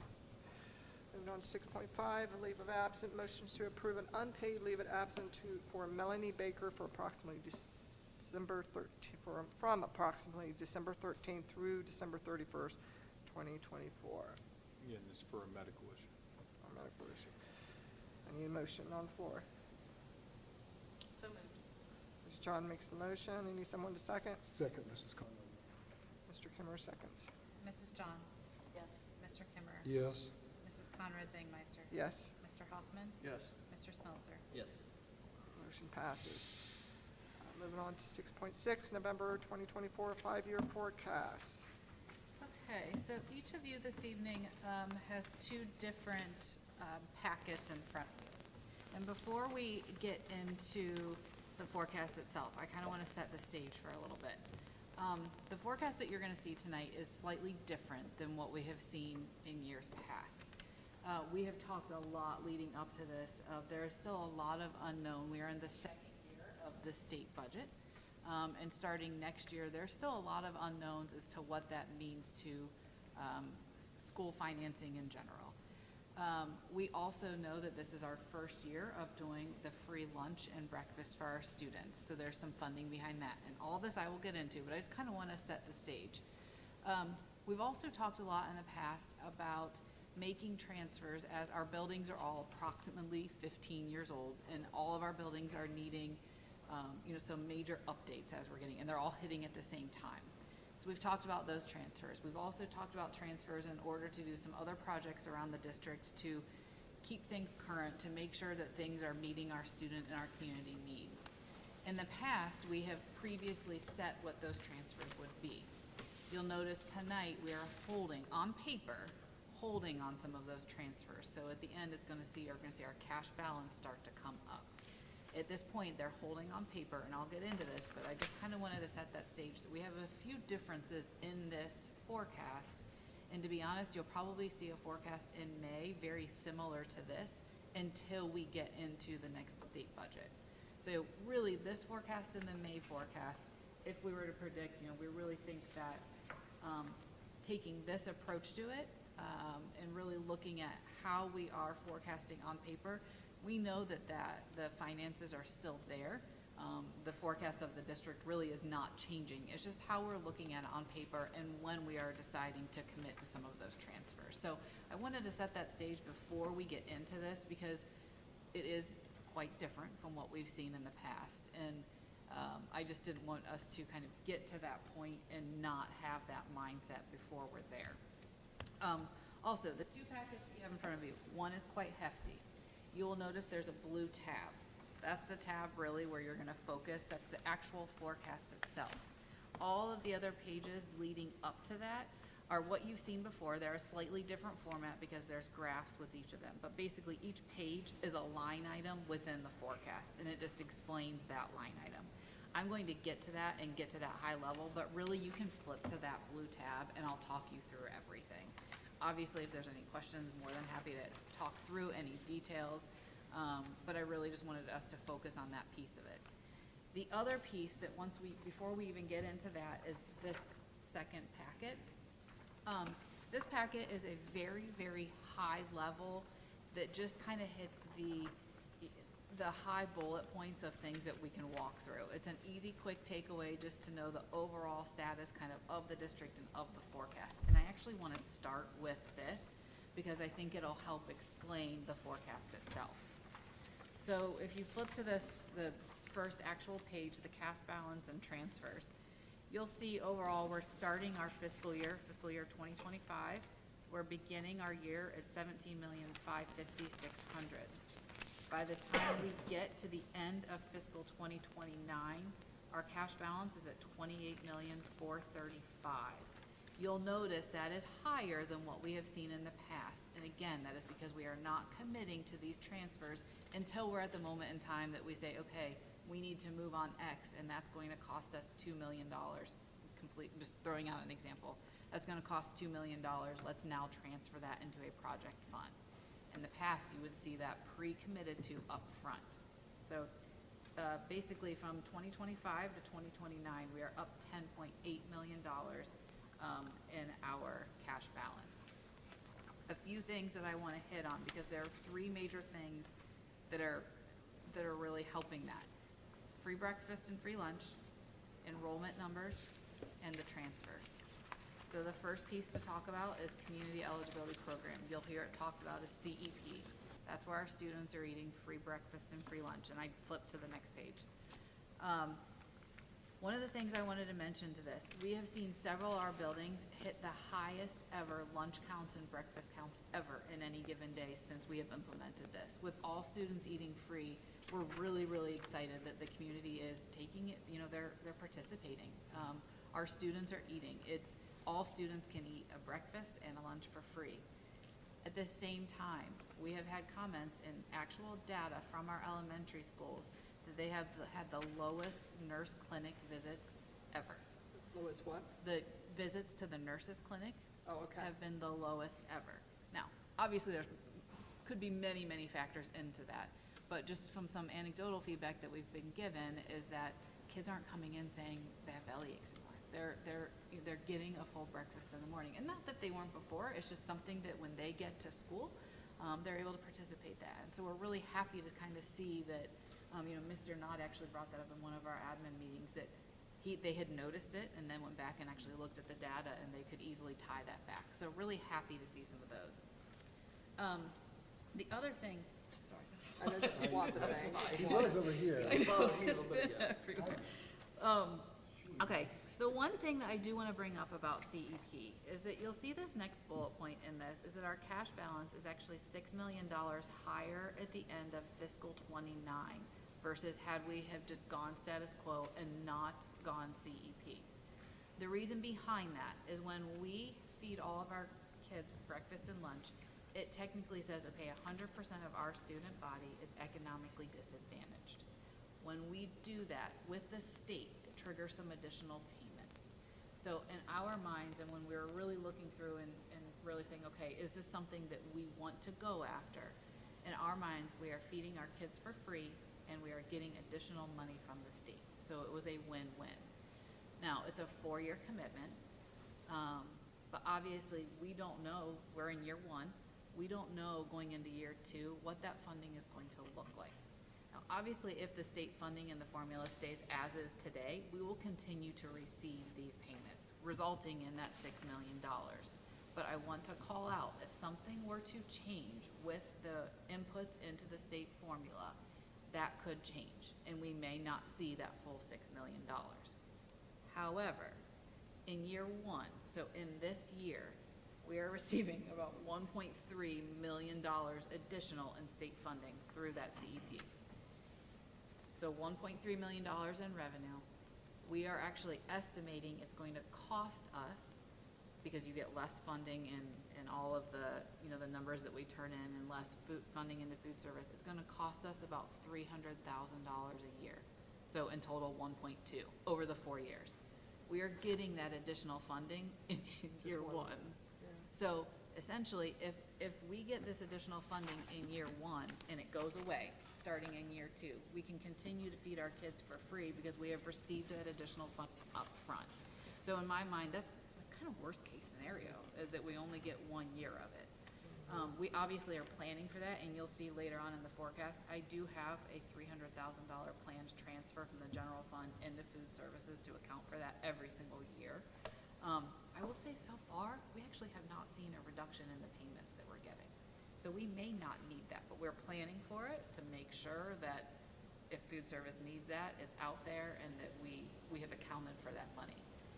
But again, at the end of 2029, this forecast is showing a $6 million higher balance because of CEP. So really excited for that. I know the kitchen has done a great job of really, making sure that, okay, if we have more students to feed, are the lines moving quickly and everything. So happy to see that.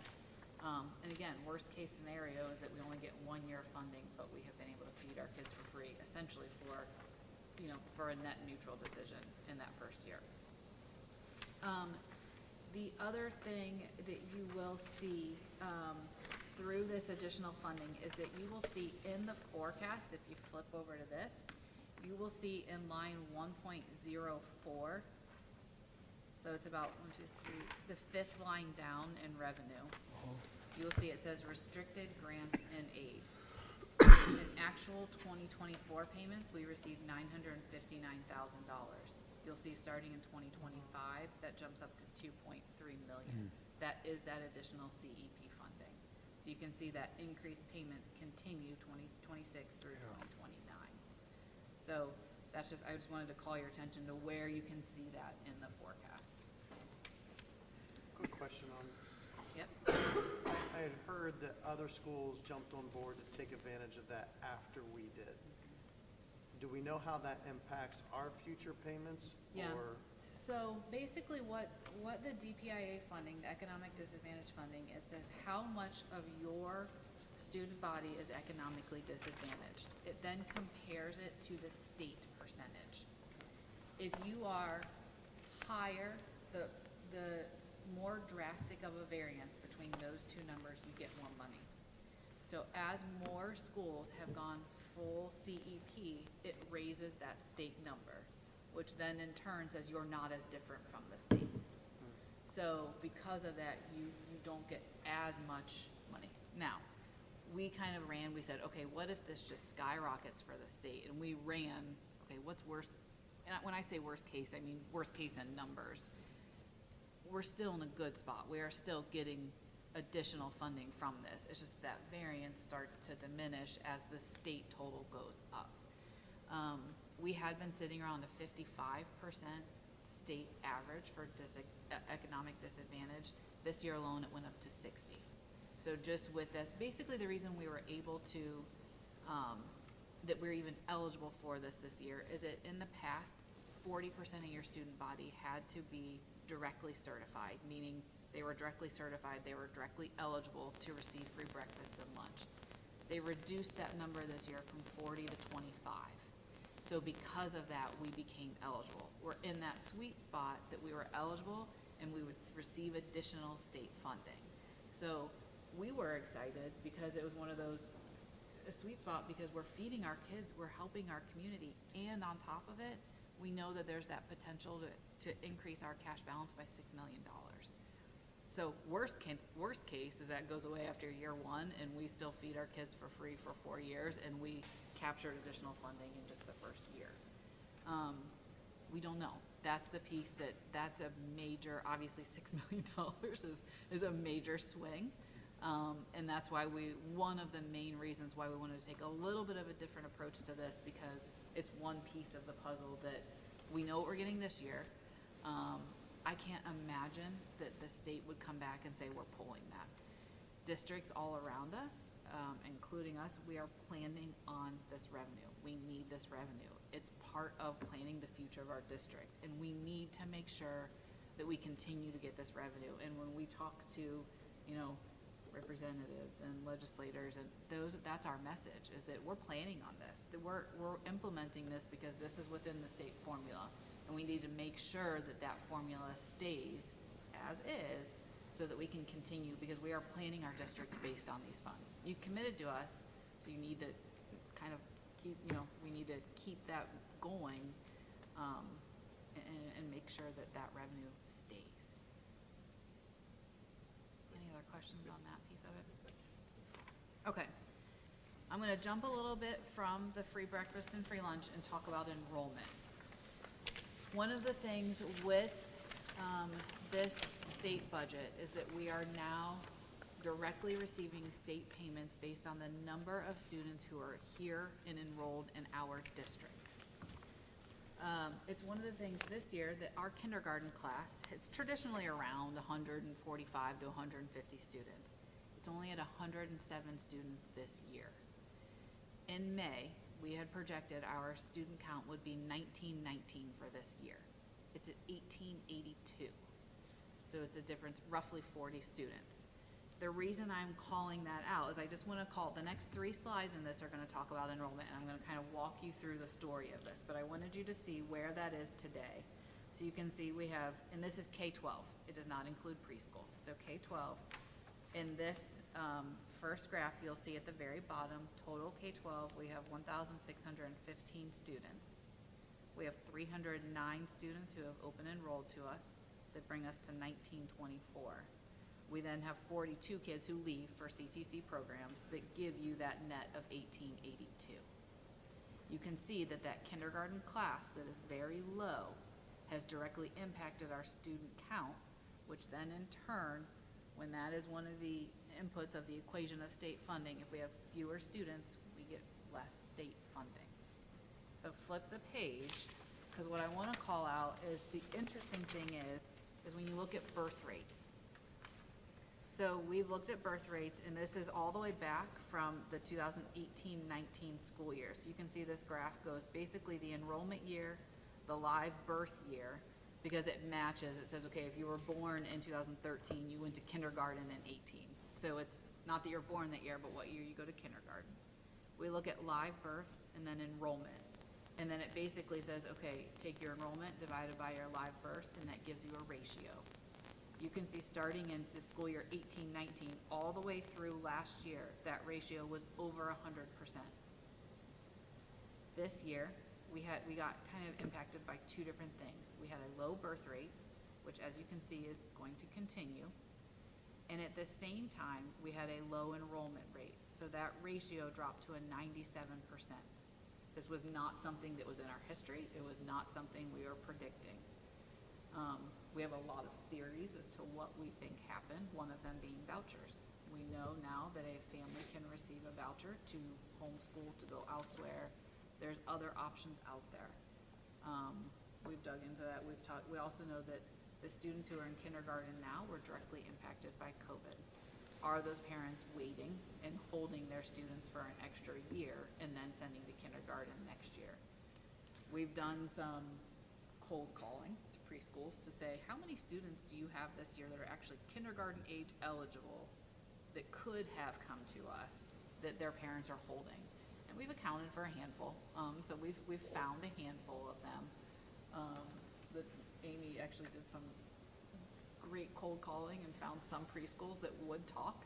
And obviously, for obvious reasons, some talk high level just to kind of talk to us and give us an idea. But we really, we were impacted on both ends of this. So a low birth rate and then a low ratio. My biggest call out from this is if you look at the next few years, so starting next school year, 25-26, all the way through 29-30, you'll see that those birth rates are projected to stay low. In order for this forecast to get back to where this forecast to actually come to fruition, we need that ratio to get back up to a 1.2 ratio, which is in our history. It's in our history. It's actually our entire, we really have not dropped below 1.2. So if we can get back up to that 1.2 and get those kindergarten classes back up to at least 130, then this forecast it will, those numbers will project out. If you actually flip your page, you'll see by having those numbers that we put in here of the 1.2 and the 1.3, that ratio, you'll see what our next few classes look like. So basically this uses those ratios and it says, okay, over the next few years, what do we think our student count will be? So if you go towards the bottom, you can see this year we're at 1879. We keep saying 1882. It's a difference of one payment. But you'll see if we keep those ratios at that 120 and then 130, We go to 1866, 1861, 69, 1870, 1873. This forecast is all around that 1879 to 1882. If that ratio drops, and that does not, if it stays at that 97% that we were, we will continue to lose state funding. And this forecast, again, will continue to drop. The interesting thing is I actually ran a scenario where I said, okay, had we have been where we thought last May, and we would have been at that 1919, which is what we had projected, had we have been there this year, and then that continued over the next 5 years, it's a difference of $2 million in our cash balance. So I know it sounds like, okay, it's 40 students. It's 40 students a year, but if that 40 students continues over the next 5 years, that student count continues to drop, and it gets down to around 1,700 students.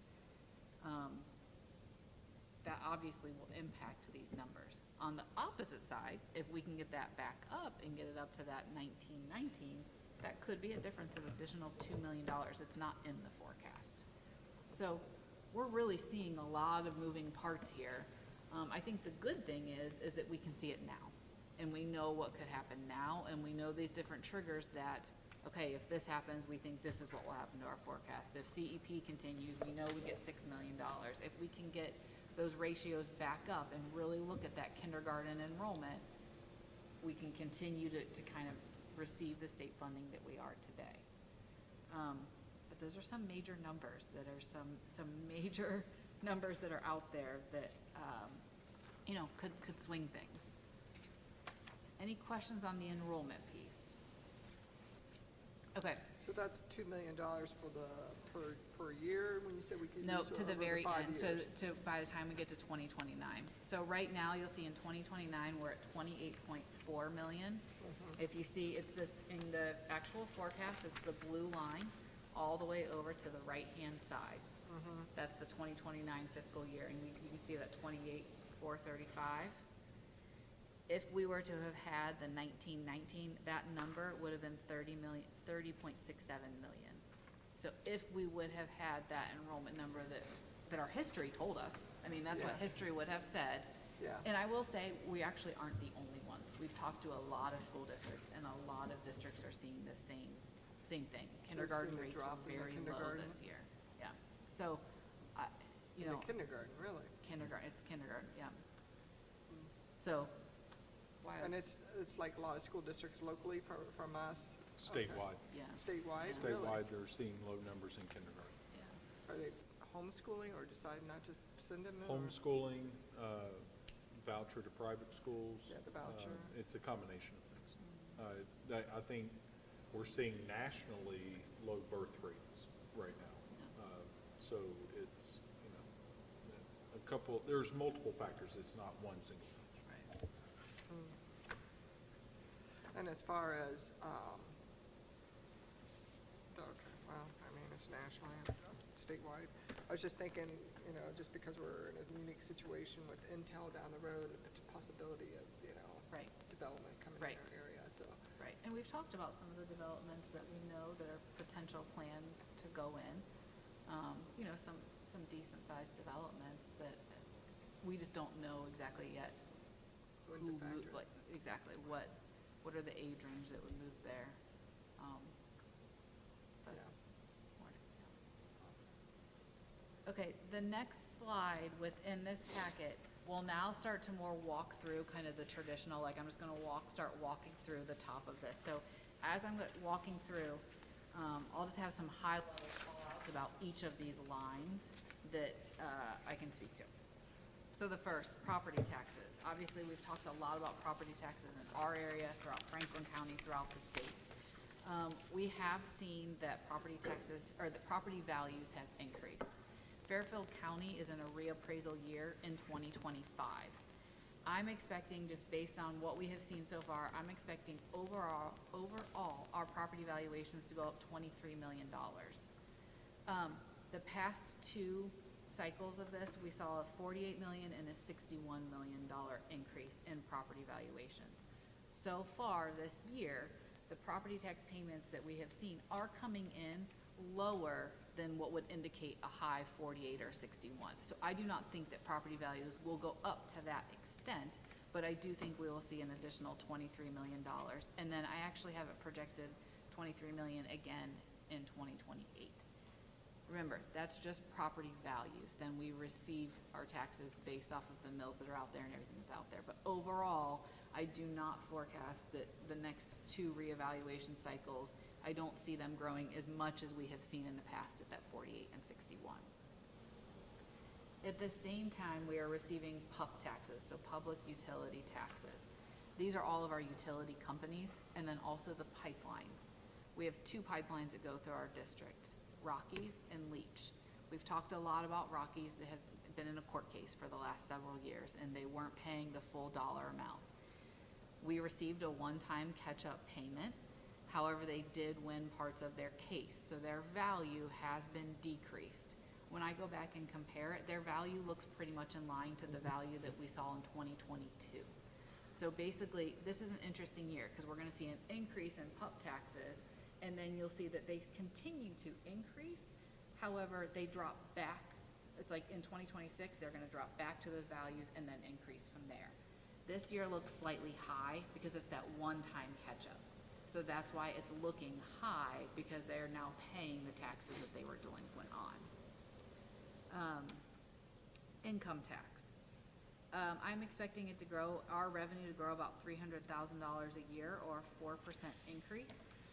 Throughout our history, we have seen anywhere from an 18%, a 13%, and a 1% increase. So we have seen all over the board within recent history. So far this year, we're coming in about 6% higher in withholdings, which is the majority of our income tax.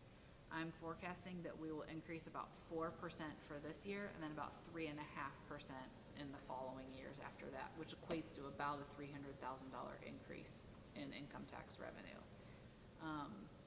The last thing we've talked a lot about is the state funding. So overall, our enrollment decreasing, and we had talked about some of the current numbers versus what could happen with enrollment. But overall, you'll see basically last year we had $29.3 million in revenue. This year we're projecting 31.3, and by the time we get to 2029, about 33.7 in revenue. Any questions on revenue before I move into expenses? Okay. If you flip to this next page, we have expenditures. So at this point, you're going to jump down about halfway in the forecast, starting with line 3.01, personnel services. These are our salaries. You'll see a jump from last year. We were at 13.7, jumping up to $15 million this year.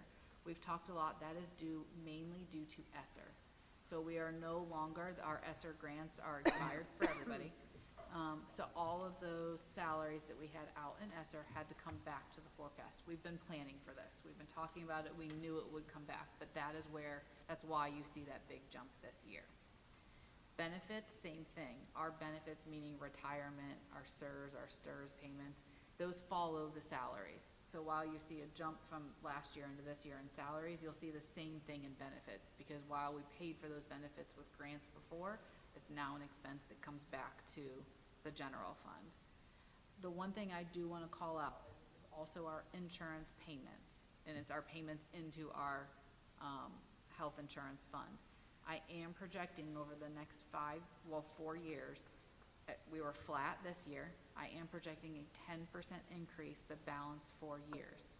Now, I don't actually think that's going to happen. I do think that we have a good health insurance fund. We have $4 million in our health insurance fund. However, we all know that the insurance environment is ever changing. So in order to protect us, just to ensure that we have enough cash and that we have enough money set into our forecast, I am projecting a 10% increase year after year. Now that's obviously quite high. We haven't seen that. The only year that we have had increases was the year of COVID, and we had a 7.5% increase. Other than that, since we've gone self-funded, we have been flat every single year. So I do think that forecast is slightly high, but at the same time, I need to protect us in case we would see a shift in the insurance market or see a shift out there. So it does have a 10% built in. While I don't necessarily think that will be the case, it could.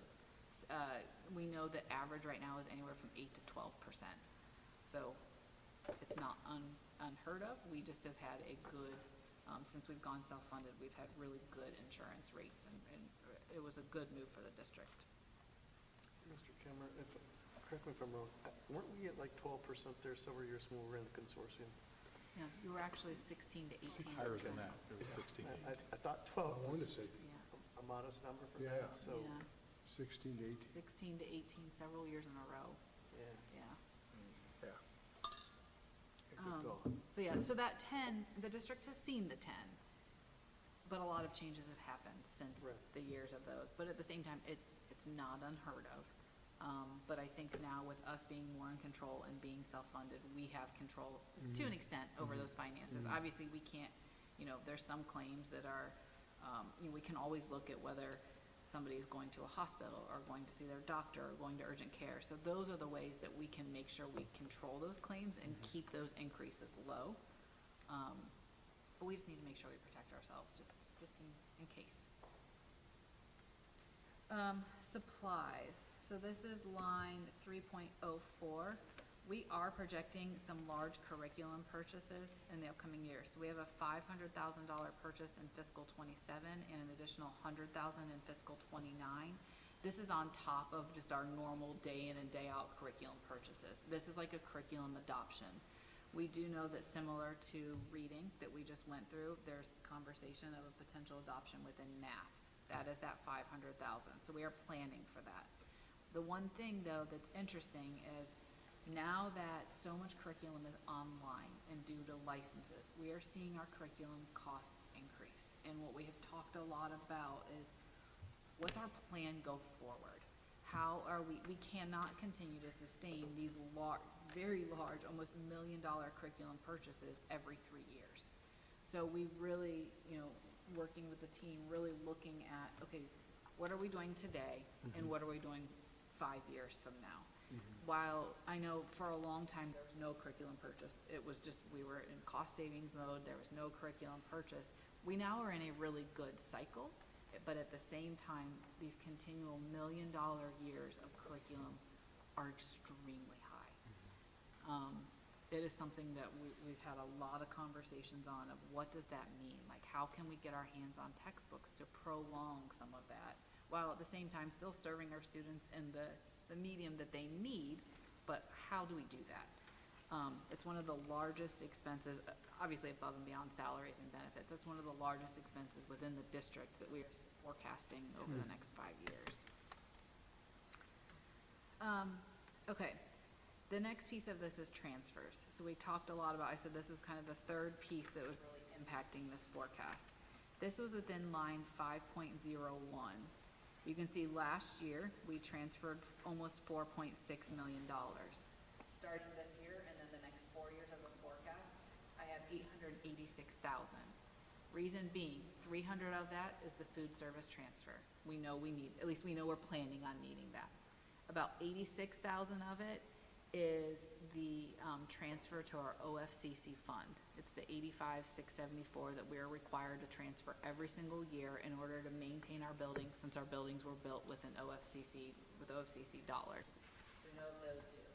The other item in here is I am planning a $500,000 transfer per year to our PI. We receive about $370,000 to $380,000 in PI yearly through our PI levy.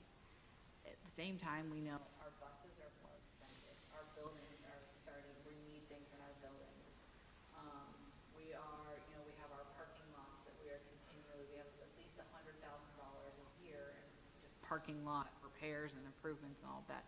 So in order to make sure we have a healthy balance in PI, I do have a planned $500,000 yearly transfer into PI above and beyond what we're getting in our PI levy. So we have the 5 to PI, the 3 to food service, and then the 86 to OFCC. So that's where that 886 is coming from. This is where in previous forecasts you would see we had multiple millions of dollars that were in those transfers. Our thought process and what we've talked a lot about is that cash is still there. That money is still there. You will see by the time we get to the end of 2025, we're at $21.9 million. We have had a goal as a district to hover around 17 million. Clearly, that's above. Normally, what would happen is we would transfer some of that additional in order to pay for our aging buildings, in order to make sure that we know we have money set aside when we need a roof, or when an HVAC project comes up, or our control projects come up. That money is still there. We are now just transferring it once we say, okay, this is the goal that we have all agreed on, that the board has approved. You know, we are going to completely redo our parking lots, and that's going to cost us $2 million. At that point in time, that's when we will transfer it to a very specific project fund, because we will be able to manage to say, okay, we're projecting it's 2 million, you know, we've received quotes, we've received bids, it's coming in at 2 million, let's go ahead and transfer that. So it's a little bit of a different thought process. However, the concept of it's still there. We are still planning to use those funds to continue to make sure our district is where it needs to be, to make sure our buildings are where they need to be. It's just looking at it a little differently, because we have so many things in this upper part of the forecast that are changing that we don't want to transfer money prematurely. You know, we've talked a lot about using our cash and really making sure we're using cash efficiently. This is one of those areas that we just want to make sure that even as we would be out talking to somebody giving us a bid, we want to make sure that we're getting true bids, and not to say, oh, we have $4 million for this project, because then they come in at $4 million. We want to know what the cost of the project is, and then we'll say, okay, can we afford that? Is that something we want to move forward with? So just looking at it a little different, but the numbers are still there. The values are still represented. It just looks a little different on paper and in the forecast.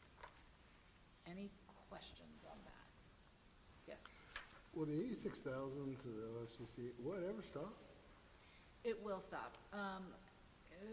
We are about 2/3 of the way in.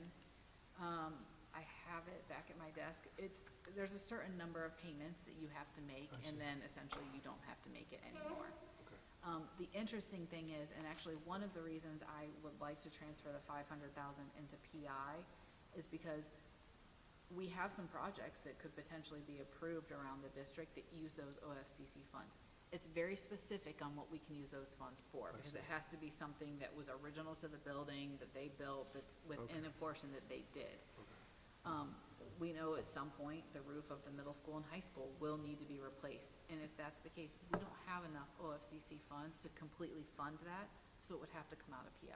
So that's one reason why getting that PI balance, I'm estimating by the time we get to the end of 2028, our PI balance could be about $2 million, which would then help cover roofs, if we need roofs, 2 buses a year, our normal maintenance to our parking lots, all that kind of stuff, so. But it does end. We're about 2/3 of the way through the transfers. But that, correct me if I'm wrong, that money was, on the front end, it was not, didn't seem as necessary, Right. but we're to a point now where we're gonna Yes. spend it all down. It's not like it's gonna be money that's hard to spend. Yep. Yeah, no, and we actually, we're, every time we go to do anything in the buildings, that's actually always the first place that we look, because if it's something that is approved, since it's such a narrow focus on what we actually can spend it on, if it fits within the parameters of what we can spend, we spend it out of there first. So, but it's always, we always look at it, but yeah, we are spending through it, so. Okay, basically what this does is this last page is actually the same page as the first page. It just brings us back to, our overall forecast, brings us back to where we're started this year at 17.5 million, projecting to end the year at 21.9, and then by the time we get to the end of the 2029 fiscal year, we'll be at 28,435. You will also see we do have a slight revenue surplus in all years. That can change quickly. We ran all the scenarios that if we were to keep everything else the same and reduce enrollment or take away CEP, that obviously can swing quickly. I think we're on it. We know kind of the different levers that are out there, and that's why we wanted to present it this way today, to say we know what's going on, but we're also prepared for these major things that could be shifted. We're still in a great, obviously, the good news is that we're in a great financial position that we can look at things a little different. and that we can make these decisions as we need to versus being forced to make a decision. Any overall questions? Mr. Call, go ahead. Well, mine's more overall. If you want specifics, go ahead. Mine's just a comment that I'm still so thankful that we, you know, it was a major move to go self-funded.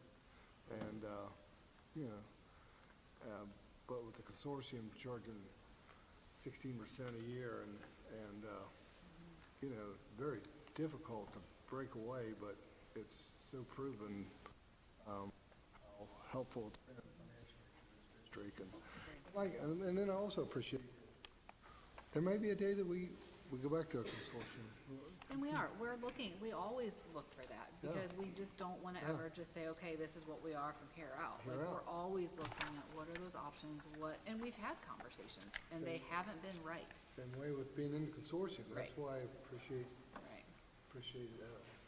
you know, the foresight and the strength, backbone, foresight to go ahead and break away, and how fortunate and we are.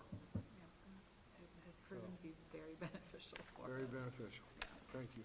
So I am going to dare to ask, with politics, how does that play into your forecast? Especially if they want to get rid of this Department of Education. It's a great question. I mean, have you guys factored that into it? We or- don't, I mean, yes, we have had the conversations. We have had those conversations. Don't know that we're prepared to speak to them yet.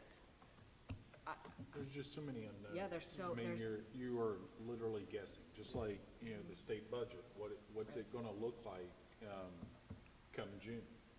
You know, we're in the 2-year cycle. Are they gonna keep the funding formula that they just adopted? Are they gonna update the inputs to the most accurate information, or are they gonna stay at the old inputs? Those are things we have no way of knowing, so you're literally guessing. You know, with the expansion of vouchers and, you know, now that genie's out of the bottle, you know, the state has seen they've spent well over $1 billion on vouchers, and they've spent way more on vouchers than what they had budgeted for, or what they thought would happen. So, I mean, those are all, you know, who knows where those things go. So, you know, I mean, it really is a huge challenge for Ms. Roberts and her office, Ms. Nolan, to, you know, what are the old trends? Not that those are extremely helpful because of potential huge changes. You know, when you look at our funding overall, you know, we get a percentage from the federal government, but it's a small, you know, it's a smaller percentage compared to state and local funds. But if the Department of Education gets dissolved, how does that impact federal funding? So, I mean, I don't even know how you would begin to account for some of that in your forecast. And I don't want to speak for Ms. Roberts, but from my standpoint, I was way more comfortable saying, you know what, leave the funds in the general fund, because there are so many unknowns. We don't know what's coming. But I think the message that people need to understand is this is a forecast. This isn't written into stone. This could change dramatically between now and June. I mean, dramatically. So the May forecast, I wouldn't think would be much different, because the budget doesn't have to be finalized till June, and it always goes down to the wire.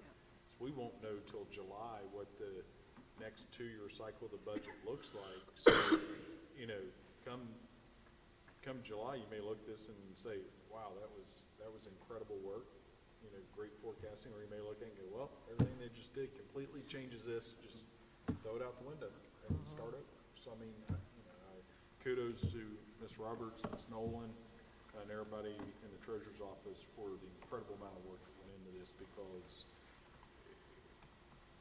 it's incredibly challenging in education today to try to figure out what's going to happen 6 months from now, a year from now.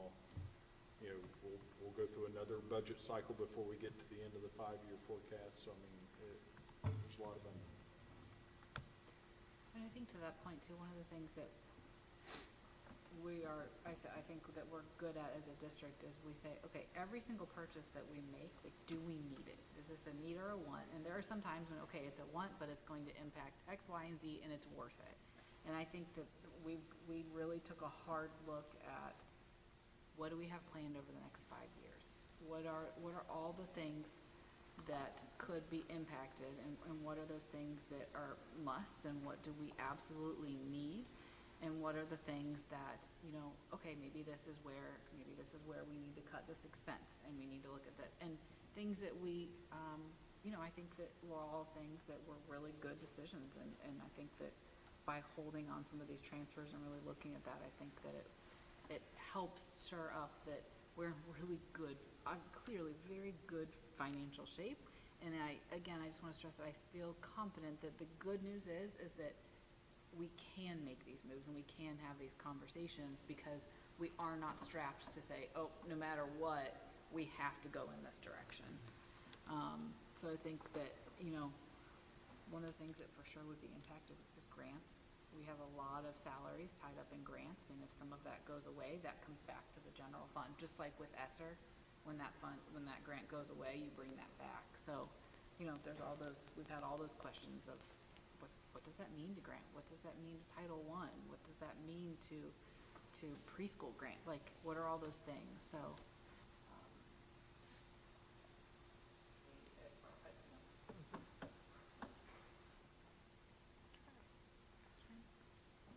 Are there any more questions? If not, I need a motion to approve the 2024 5-year forecast assumptions and notes as presented by Ms. Roberts, Treasurer. So moved. Mr. Hoffman makes the motion. I need someone to second. Second, Mrs. Conrad Zangmeister. Mr. Kimmer makes seconds. Mr. Hoffman. Yes. Mr. Kimmer. Yes. Mrs. Conrad Zangmeister. Yes. Mrs. Johns. Yes. Mr. Smeltzer. Yes. Motion passes. Moving on to 6.7, this would be an adjustment to the agenda. We have a motion to approve 30-day of unpaid leave of absence for Peggy Elder due to medical. So moved. Who said that? Joe. Oh. Mr. Smeltzer made motion, and I will second. Okay, Mr. Smeltzer. Yes. Mrs. Conrad Zangmeister. Yes. Mr. Hoffman. Yes. Mrs. Johns. Yes. Mr. Kimmer. Yes. Motion passes. All right. There are no more questions or comments to be made. I got one comment, if I may. I just wanted to kind of give a shout out, particularly to Mrs. Burnworth and Mr. Gregory. And the alumni concert, a couple of us got to participate in that, and by doing that, we got to see those two in action in particular, and they are amazing. I mean, we've got an amazing music staff, but it was just fun to watch them work with both us as adults and Ms. Burnworth with the little kids. She was just phenomenal with them. I'm not going to lie, I think we'll all agree that when we came into that first practice, we're like, what are we doing? It was very aggressive music, very difficult. We're like, how are we going to pull this off?